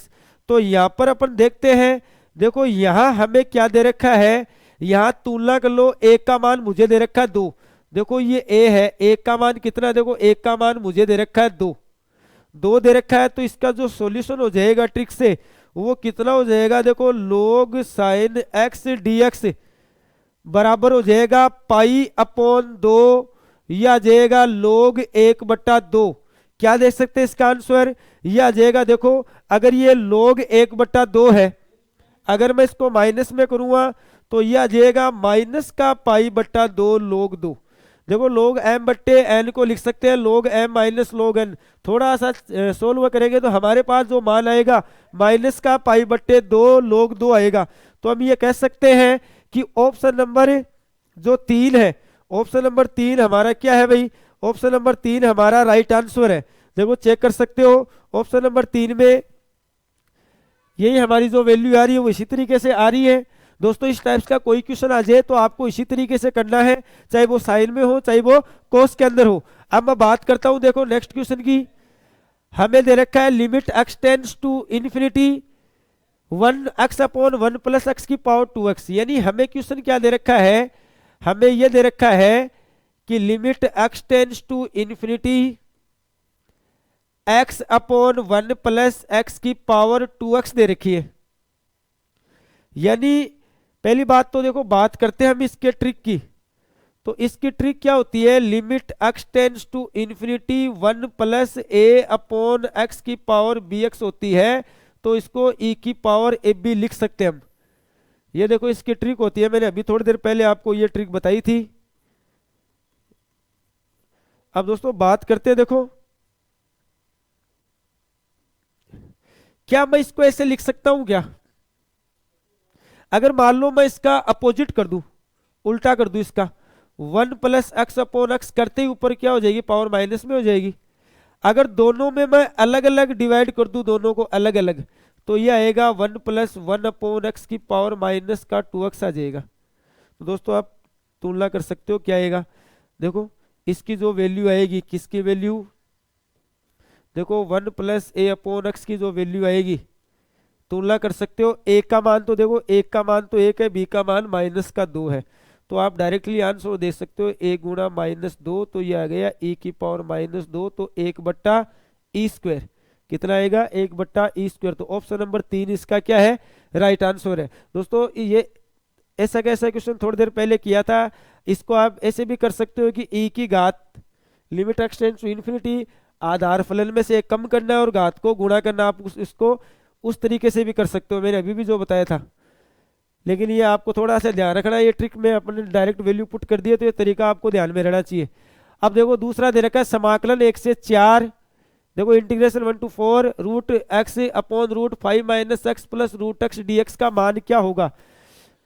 दोस्तों यहां पर आपको एक बात का ये ध्यान रखना है कि जो फलन अंश में है, अगर वो का वो फलन उसके हर में आ रहा है, और तथा दोनों लिमिट को जोड़कर उसमें से x घटाने पर उसका दूसरा जो फलन स्थित है, इसके पास में जो भी फलन स्थित है वो अगर बन रहा है, तो ऐसे क्वेश्चनों का डायरेक्ट सॉल्यूशन होता है upper limit minus lower limit upon 2।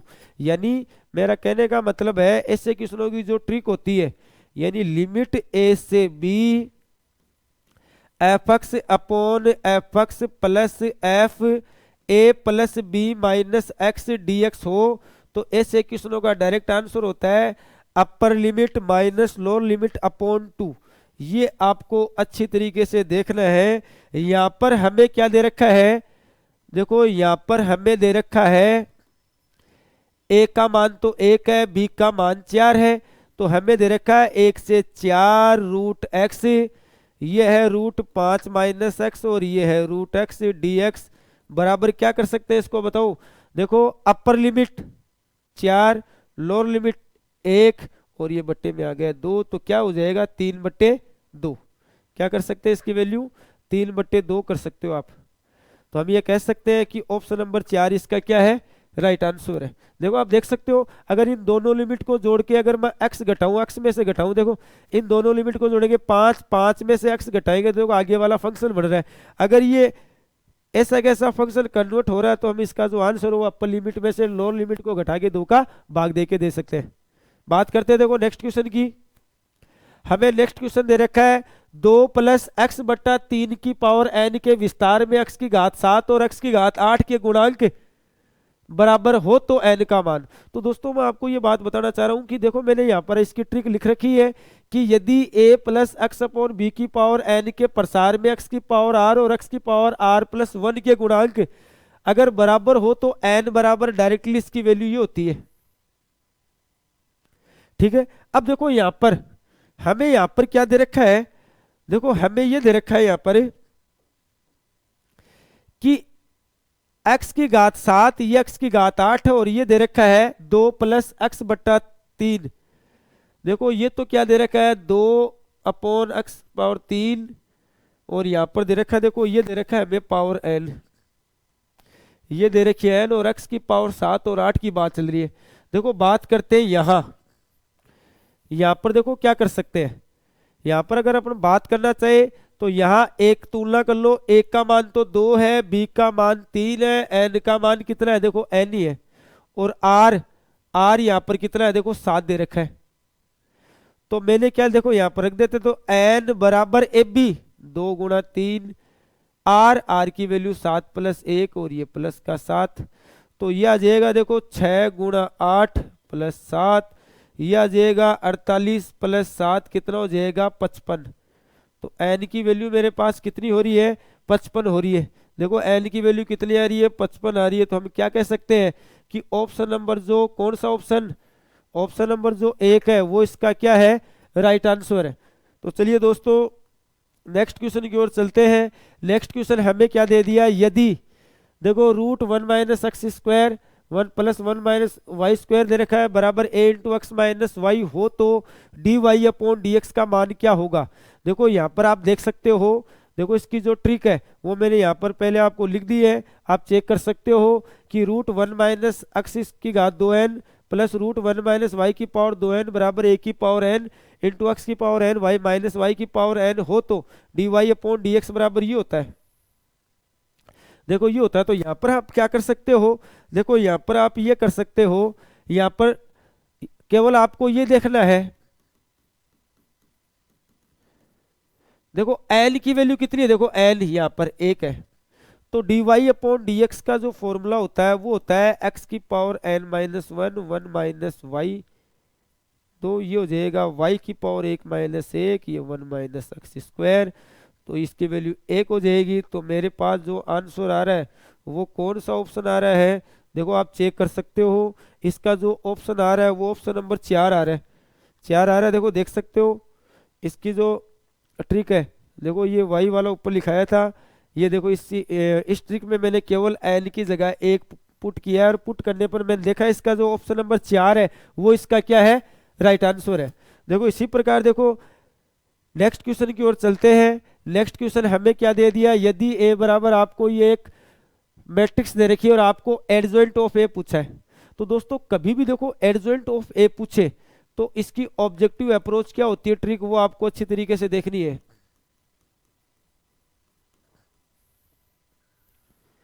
देखो आपको इस तरह का कभी भी क्वेश्चन आ जाए तो इसको आपको 4 बार लिखना है, इसको ऐसे -4 -3 -3 1 0 1 4 4 3 -4 -3 -3 1 0 1 4 4 3 -4 -3 -3 1 0 1 4 4 3। जैसे आपको ये दे रखा है, आप ऐसे क्वेश्चनों को डायरेक्टली किस तरह से दोगे इसका जो सॉल्यूशन पे डिपेंड करता है। देखो आप यहाँ पर इसको इस तरह से एक बॉर्डर लाइन बनानी है, बॉर्डर लाइन आपको इस तरह से बनानी है कि इसके जो लास्ट वाले जो एलिमेंट्स है उसको कट करते हुए आपको एक बॉर्डर लाइन बनानी है। तो आपने ये एक बॉर्डर लाइन बनाई, यहाँ पर हमें क्या करना है, देखो इसके एडजॉइंट निकालने का जो डायरेक्ट जो फॉर्मूला होता है वो क्या होता है कि ये जो बॉर्डर लाइन है इसको तो आप भूल जाओ कि यहाँ पर कोई एलिमेंट्स है क्या, आपको जो बचा है उसको केवल क्रॉस प्रोडक्ट करना है। देखो इसको इससे गुणा करेंगे तो ये मेरे पास आएगा देखो -4, देखो ये तो 0 ये -4 1, देखो ये 0 ये -4, देखो इसको गुणा करेंगे 4 इसको गुणा करेंगे 3 तो 4 - 3 ये हो जाएगा 1, ये देखो 4 ये 0 तो ये मेरे पास हो जाएगा 4, ये -12 ये +9। तो दोस्तों देखो ये कितना है यहाँ पर -12 और ये +9 तो कितना हो जाएगा, +9 में से 12 को करेंगे कम तो कितना आ जाएगा, देखो -12 +9 तो ये हो जाएगा -4 तो -3। देखो इसी तरीके से आगे देख सकते हो ये -3 आएगा और ये कितना आएगा, देखो -12 + 12 ये 0, ये मेरे पास कितना आएगा 1 आएगा। और इसी प्रकार देखो इसको देखते हैं तो ये 4 ये 3 केवल ये आ रहा है। तो हमने क्या देखा, इसका जो एडजॉइंट ऑफ ए आ रहा है वो किसके बराबर आ रहा है, देखो एडजॉइंट ऑफ ए है वापस ए के बराबर आ रहा है।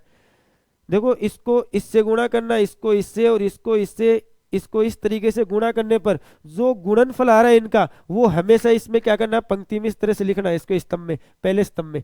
इसी प्रकार देखो दूसरे का करना है, फिर देखो तीसरे का करना है तो आपको इस तरह से स्तंभ वाइज लिखने हैं। तो हमने क्या देखा कि एडजॉइंट ऑफ ए की जो इसकी वैल्यू आ रही है वो किसके बराबर आ रही है, ए के बराबर आ रही है। तो मैं ये कह सकता हूं कि ऑप्शन नंबर 1 है वो इसका क्या है राइट आंसर है। नेक्स्ट क्वेश्चन की ओर चलते हैं।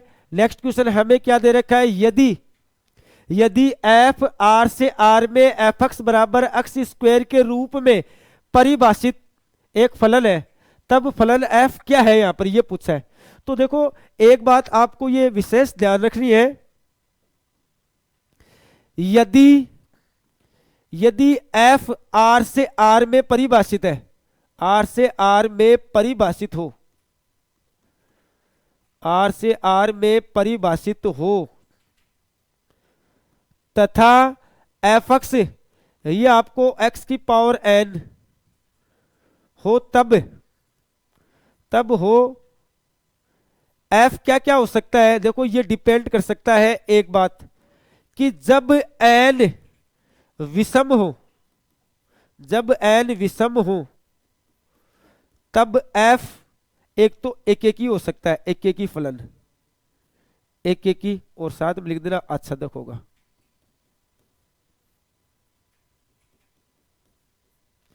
एक दूसरी बात ये कि जब एन सम हो, जब एन क्या हो, सम हो, तब एफ बहु एक की तथा अंतःक्षेपी फलन।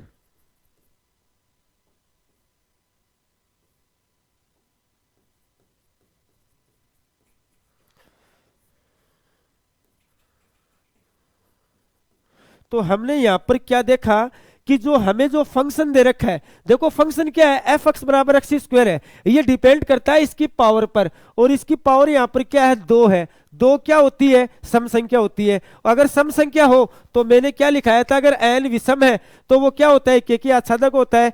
अगर एन सम है तो वो क्या होता है, बहुएकी तथा अंतरक्षेपी होते हैं। दोस्तों आप चेक कर सकते हैं इसका डायग्राम बना के, अगर आप इसका डायग्राम बनाओगे तो देखो एफ एक्स बराबर एक्स स्क्वायर का डायग्राम ये होता है। अगर डायग्राम में अक्ष अक्ष के समांतर आप लाइन, एक अक्ष अक्ष के समांतर एक रेखा खींच लो, अगर इसके ग्राफ को ओनली एक ही पॉइंट पे काट रही है तो हम ये कहेंगे वो एक ही है। एक से ज्यादा पॉइंट पे काट रही है तो हम ये कहेंगे वो क्या है, बहु एक है। तो हम लोगों ने देखा कि ये इसके ग्राफ को 2 बिंदु पर काट रही है, तो इसका मतलब ये क्या नहीं है, एक ही फलन नहीं है। कौन सा है, बहु एक ही फलन है। तो हम ये कह सकते हैं जब एन सम हो तो न तो एक ही होता है, न ही आच्छादक होता है। तो ऑप्शन नंबर 4 इसका क्या हो जाएगा, राइट आंसर हो जाएगा। अब मैं बात करता हूं, देखो इसके नेक्स्ट क्वेश्चन की। हमें क्या दे दिया, यदि x, y, z धनात्मक संख्याएं हैं तो आपको इस सारणी का मान पूछा है। तो दोस्तों पहली बात तो मैं बात करता हूं इसके ऑब्जेक्टिव अप्रोच की। अगर ऐसा क्वेश्चन एग्जाम में आ जाए तो आप विदाउट पेन उठाए भी इसका आंसर डायरेक्टली दे सकते हो। देखो मैंने पहले वाले वीडियो में भी आपको एक बात बताई थी कि अगर सारणी के अंदर देखो एक यहां पर होती है, देखो इसकी एक ट्रिक। तो पहली तो मैं बात कर रहा हूं, देखो इसके ट्रिक की बात कर रहा हूं। तो ट्रिक की बात करूं तो आपको क्या करना है, सारणी का जो मान होता है वो मुख्य विकर्ण की घातों के योग के समान होता है, घातों के योग के समान होता है। यानी सारणी का मान मुख्य विकर्ण की घातों के अवयवों के योग के समान होता है। तो मुख्य विकर्ण की घात देखते हैं। देखो यहां पर दे रखा है एक, क्या मैं एक को ऐसे लिख सकता हूँ x की पावर 0? क्या मैं इस एक को लिख सकता हूँ y की पावर 0? क्या मैं इस एक को z की पावर 0 लिख सकता हूँ? तो इसके मुख्य विकर्ण की घातों का मुख्य विकर्ण की घातों के योग के समान होता है। अगर मान लो मैं इसके मुख्य विकर्ण की घात देखूं तो 0 + 0 + 0, तो मेरे पास कितना आया, 0 आया। तो मैं ये कह सकता हूं कि देखो ऑप्शन नंबर 1 है वो इसका क्या है, राइट आंसर। डायरेक्टली आप ऐसे दे सकते हो। अब देखो मैं बात करता हूं इसके ऑब्जेक्टिव अप्रोच की, कि अगर कभी भी लॉग का क्वेश्चन आ जाए तो आपको उस समय डायरेक्टली x बराबर y बराबर z बराबर 2 पुट कर देना क्वेश्चन में। देखो 2 पुट करेंगे तो एक, देखो 2 2 सेम होते ही, आपको पता है लॉग के अंदर अगर कोई भी वैल्यू अगर इस तरह से आ जाए सेम होते ही उसका मान 1 हो जाता है। तो देखो ये सारे के सारे 1 1 हो जाएंगे। और सारणी के अंदर कोई भी 2 पंक्ति या स्तंभ समान हो जाता है तो उसका मान क्या हो जाता है, 0 हो जाता है। तो दोस्तों आप ये इसके ऑब्जेक्टिव अप्रोच से भी दे सकते हो, और ये है मैंने इसकी ट्रिक आपको बताई है। देखो बात करते हैं देखो नेक्स्ट क्वेश्चन की। नेक्स्ट क्वेश्चन हमें क्या दे दिया, यदि a सदिश प्लस b सदिश प्लस c सदिश बराबर 0 और a सदिश का परिमाण इतना है, b का इतना है, c का इतना है, तो b और c का मान। देखो इसकी डायरेक्ट जो ट्रिक होती है मैं आपको बता दूं। अगर आपको a + b + c बराबर 0 दे रखा है और 3 वेक्टर अगर आपको अलग अलग दे रखे हैं तो आपको कोई भी इसका एंगल निकालना हो तो इसका फॉर्मूला होता है ए के परिमाण का स्क्वायर माइनस बी के परिमाण का स्क्वायर माइनस सी के परिमाण का स्क्वायर अपॉन 2 इंटू बी का परिमाण और सी का परिमाण। तो देखो ए का परिमाण, ए के परिमाण का स्क्वायर हो जाएगा 37, बी का परिमाण 9 या जाएगा 16 अपॉन ये 2 इंटू 3 इंटू 4। देखो 25 से 9 और 16 25। तो देखो आप 37 में से 25 को कम करो, 37 में से 25 को कम करेंगे तो मेरे पास कितना आ रहा है, देखो 37 में से 25 को कम करेंगे तो ये कितना आ रहा है, ये मेरे पास आ रहा है देखो 12 और ये 4 × 3 12 दूनी 24, काटेंगे तो कितना आएगा, देखो 1/2 काटेंगे तो कितना आएगा 1/2। दोस्तों छोटी छोटी जो बातें हैं उससे अपना जो क्वेश्चन है वो क्या है कि गलती होने की चांसेस बढ़ जाते हैं। तो आपको अगर ये हमें पता है, देखो 37 में से 25 को घटाएंगे तो कितने बचते हैं, देखो 12 बचते हैं। लेकिन कई बार क्या होता है भूलवश कहीं कोई 11 पढ़ लेता है, कोई 13 पढ़ लेता है। ये छोटी छोटी जो हमारी गलतियां होती है ये हमारे क्वेश्चन को क्या कर देती है, गलत करा देती है। तो आपको ऐसी छोटी छोटी बारीकियों से बचना है। देखो हमने देखा कितना है 1/2 और देखो कोस थीटा बराबर है, तो कोस थीटा, कोस में 1/2 मान किसका होता है, 60 का होता है। तो हम देख सकते हैं थीटा की वैल्यू कितनी है, देखो 60 डिग्री। तो हम ये कह सकते हैं कि ऑप्शन नंबर 3 इसका क्या है, राइट आंसर है। चलिए दोस्तों नेक्स्ट क्वेश्चन की ओर चलते हैं। नेक्स्ट क्वेश्चन हमें दे रखा है x की पावर y प्लस y की पावर x बराबर a की पावर b हो तो dy/dx। देखो क्वेश्चन को देखते ही पता लग रहा है कि एक अस्पष्ट फलन है। कैसे है, क्योंकि आप इसमें एक चर का मान दूसरे चर के रूप में नहीं ज्ञात कर सकते, एक चर का मान दूसरे चर के रूप में नहीं ज्ञात कर सकते।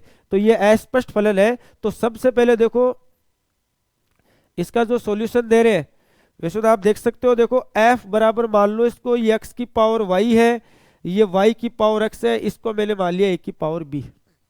देखो पहली बात तो हम क्या कर रहे हैं यहाँ पर, देखो पहले अक्ष के सापेक्ष अवकलन करते हैं।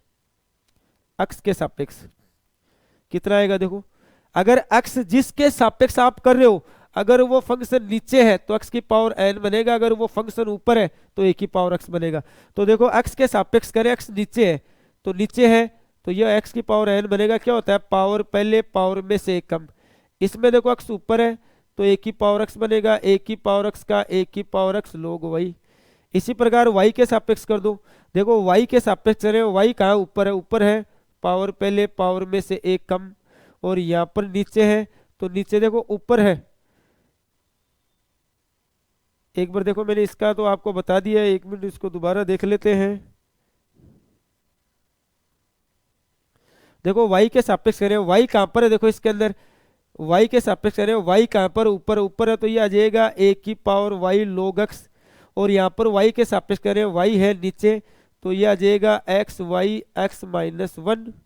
तो देख सकते हो दोस्तों आप कौन से ऑप्शन में दे रखा है, x y y minus 1 y की power x log y, x y x minus 1 x की पावर y log x। तो ये कह सकते हैं ऑप्शन नंबर 3 इसका क्या है, राइट आंसर है। देखो इसी प्रकार नेक्स्ट क्वेश्चन की बात करते हैं। हमें नेक्स्ट क्वेश्चन दे रखा है 1 minus omega plus omega square 1 plus omega minus omega square. दोस्तों देखो एक बात पहले तो मैं इसका लॉन्ग मेथड बता देता हूं आपको लॉन्ग मेथड में क्या करना है, सबको पता है कि 1 प्लस ओमेगा स्क्वायर होता है, उसकी वैल्यू 0 होती है। तो देखो 1 प्लस ओमेगा ये आ जाएगा माइनस ओमेगा के बराबर। देखो 1 प्लस ओमेगा ये माइनस ओमेगा स्क्वायर के बराबर। ये मेरे पास कितना आ गया 2 ओमेगा, ये मेरे पास कितना आ गया 2 ओमेगा स्क्वायर। गुणा करेंगे तो कितना आएगा 4 ओमेगा क्यूब। और आप जानते हो ओमेगा क्यूब की वैल्यू 1 होती है, तो इसका जो मान है वो कितना आ गया 4 आ गया। कितना आ गया 4 आ गया। तो दोस्तों देखो एक बात करते हैं इसके ऑब्जेक्टिव अप्रोच की। ऑब्जेक्टिव अप्रोच इसकी देखो ट्रिक होती है। ट्रिक क्या कहती है, ट्रिक ये कहती है कि जितने यहाँ पर इस तरह से 2 गुणनखंड है, 2n गुणनखंड, 2n गुणनखंड का मतलब हो गया अगर 2 दे रखा तो n का मान 1 लेना है, 4 दे रखा तो n का मान कितना लेना है 2 लेना है, 6 दे रखा तो n का मान 3 लेना है, 8 दे रखा तो n का मान 4 लेना है। तो यहाँ पर देखो यहाँ पर हमें ये दे रखा है 2 गुणनखंड दे रखे हैं। क्या क्या दे रखा है, देखो ये दे दिया 1 minus omega plus omega square, एक हमें दे दिया 1 प्लस ओमेगा स्क्वायर ओमेगा की पावर 4। देखो ये क्वेश्चन दे रखा था हमें, यहाँ पर एन एन बोलते देखो एक, यानी दो गुणनखंड होते हैं उसको एक मानते हैं। तो यहाँ पर एन का मान एक है, तो इसका जो मान आएगा वो यहाँ पर रख दो एन का मान, तो 2 × 1 तो ये आ जाएगा 2 की पावर 2, यानी कितना आ जाएगा 4 आ जाएगा। तो हम ये देख सकते हैं, देखो कौन से ऑप्शन में दे रखा है 4, ये दे रखा है पहले ऑप्शन में, तो पहला ऑप्शन इसका क्या है, राइट आंसर है। देखो बात करते हैं नेक्स्ट क्वेश्चन की। नेक्स्ट क्वेश्चन हमें क्या दे दिया, यदि a, b, c तीन संख्या समांतर श्रेणी में हो तो a² b + c, b² c + a एवं c² a + b है। देखो कभी भी अगर इस तरह से आपको क्वेश्चन दे दी जाए तो इसकी जो वैल्यू होती है,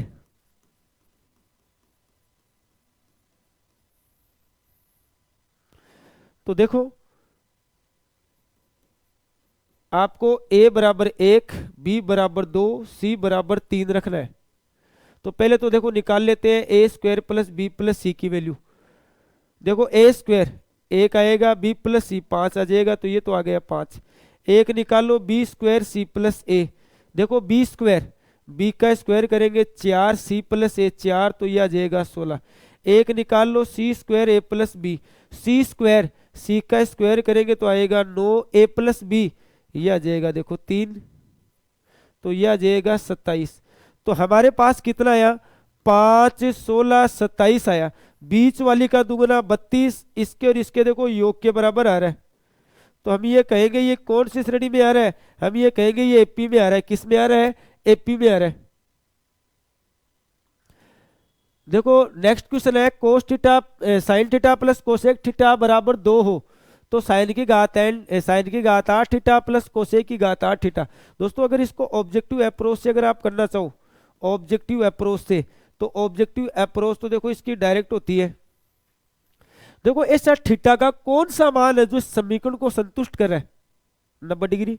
देखो साइन 91, कोसेक 91, यानी कौन सा कोण है, थीटा बराबर 90 डिग्री है। तो 90 डिग्री इस समीकरण को संतुष्ट कर रहा है, तो इसको भी क्या करेगा, संतुष्ट करेगा। तो अब देखो यहां पर रख लेते हैं साइन की पावर 8, ये 90 डिग्री, ये आ जाएगा कोसेक की पावर 8 इंटू 90 डिग्री। तो ये मेरे पास कितना आ गया, देखो ये आ गया 1 की पावर 8, ये 1 की पावर 8, तो 1 + 1 कितना आ जाएगा 2। तो मैं ये कह सकता हूँ ऑप्शन नंबर 2 इसका क्या है, राइट आंसर है। दोस्तों ये तो थी इसकी ऑब्जेक्टिव अप्रोच। देखो मैं बात करता हूँ इसके ट्रिक की। अगर इसके ट्रिक की बात करूं तो इसकी ट्रिक क्या होती है कि यदि sign theta plus cosec theta बराबर 2 हो तो साइन की पावर n थीटा कोसेक की पावर n थीटा बराबर भी कितना होता है, 2 होता है। आप यहाँ पर कितनी भी पावर लगाओ, 100 लगाओ, 50 लगाओ, 25 लगाओ, कितनी भी पावर लगाओ, इसकी वैल्यू हमेशा कितनी होती है, 2 ही होती है। तो दोस्तों देखो बात करते हैं एक नेक्स्ट क्वेश्चन की। ये दे रखा है log 0 से 2 मोड x - a के मापांक का आपको इंटीग्रेशन पूछा। देखो पहली बात तो देखो मैं इसके शॉर्ट मेथड की बात कर रहा हूं, शॉर्ट मेथड।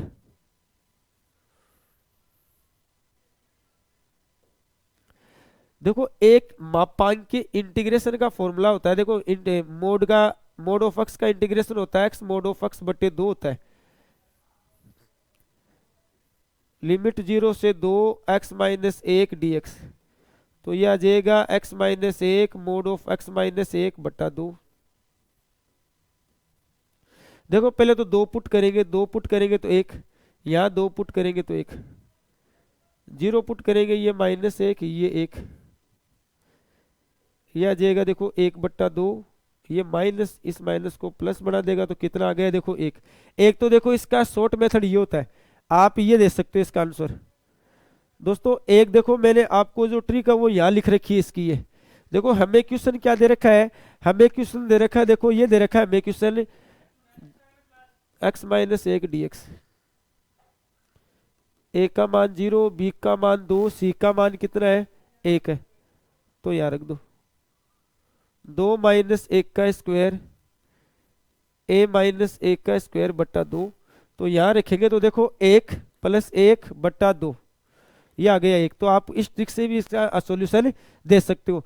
तो दोस्तों उम्मीद करता हूं कि आज मैंने आपको जितने भी क्वेश्चन करवाए हैं सब के सब ये ट्रिक बेस्ड के क्वेश्चन थे, और अच्छे अच्छे एग्जाम्स के अंदर पूछे गए क्वेश्चन थे। और हम बात करते हैं जब नेक्स्ट वीडियो के अंदर जो भी इसके आगे के जो क्वेश्चन है उनकी चर्चा नेक्स्ट वीडियो में करेंगे। तब तक के लिए धन्यवाद।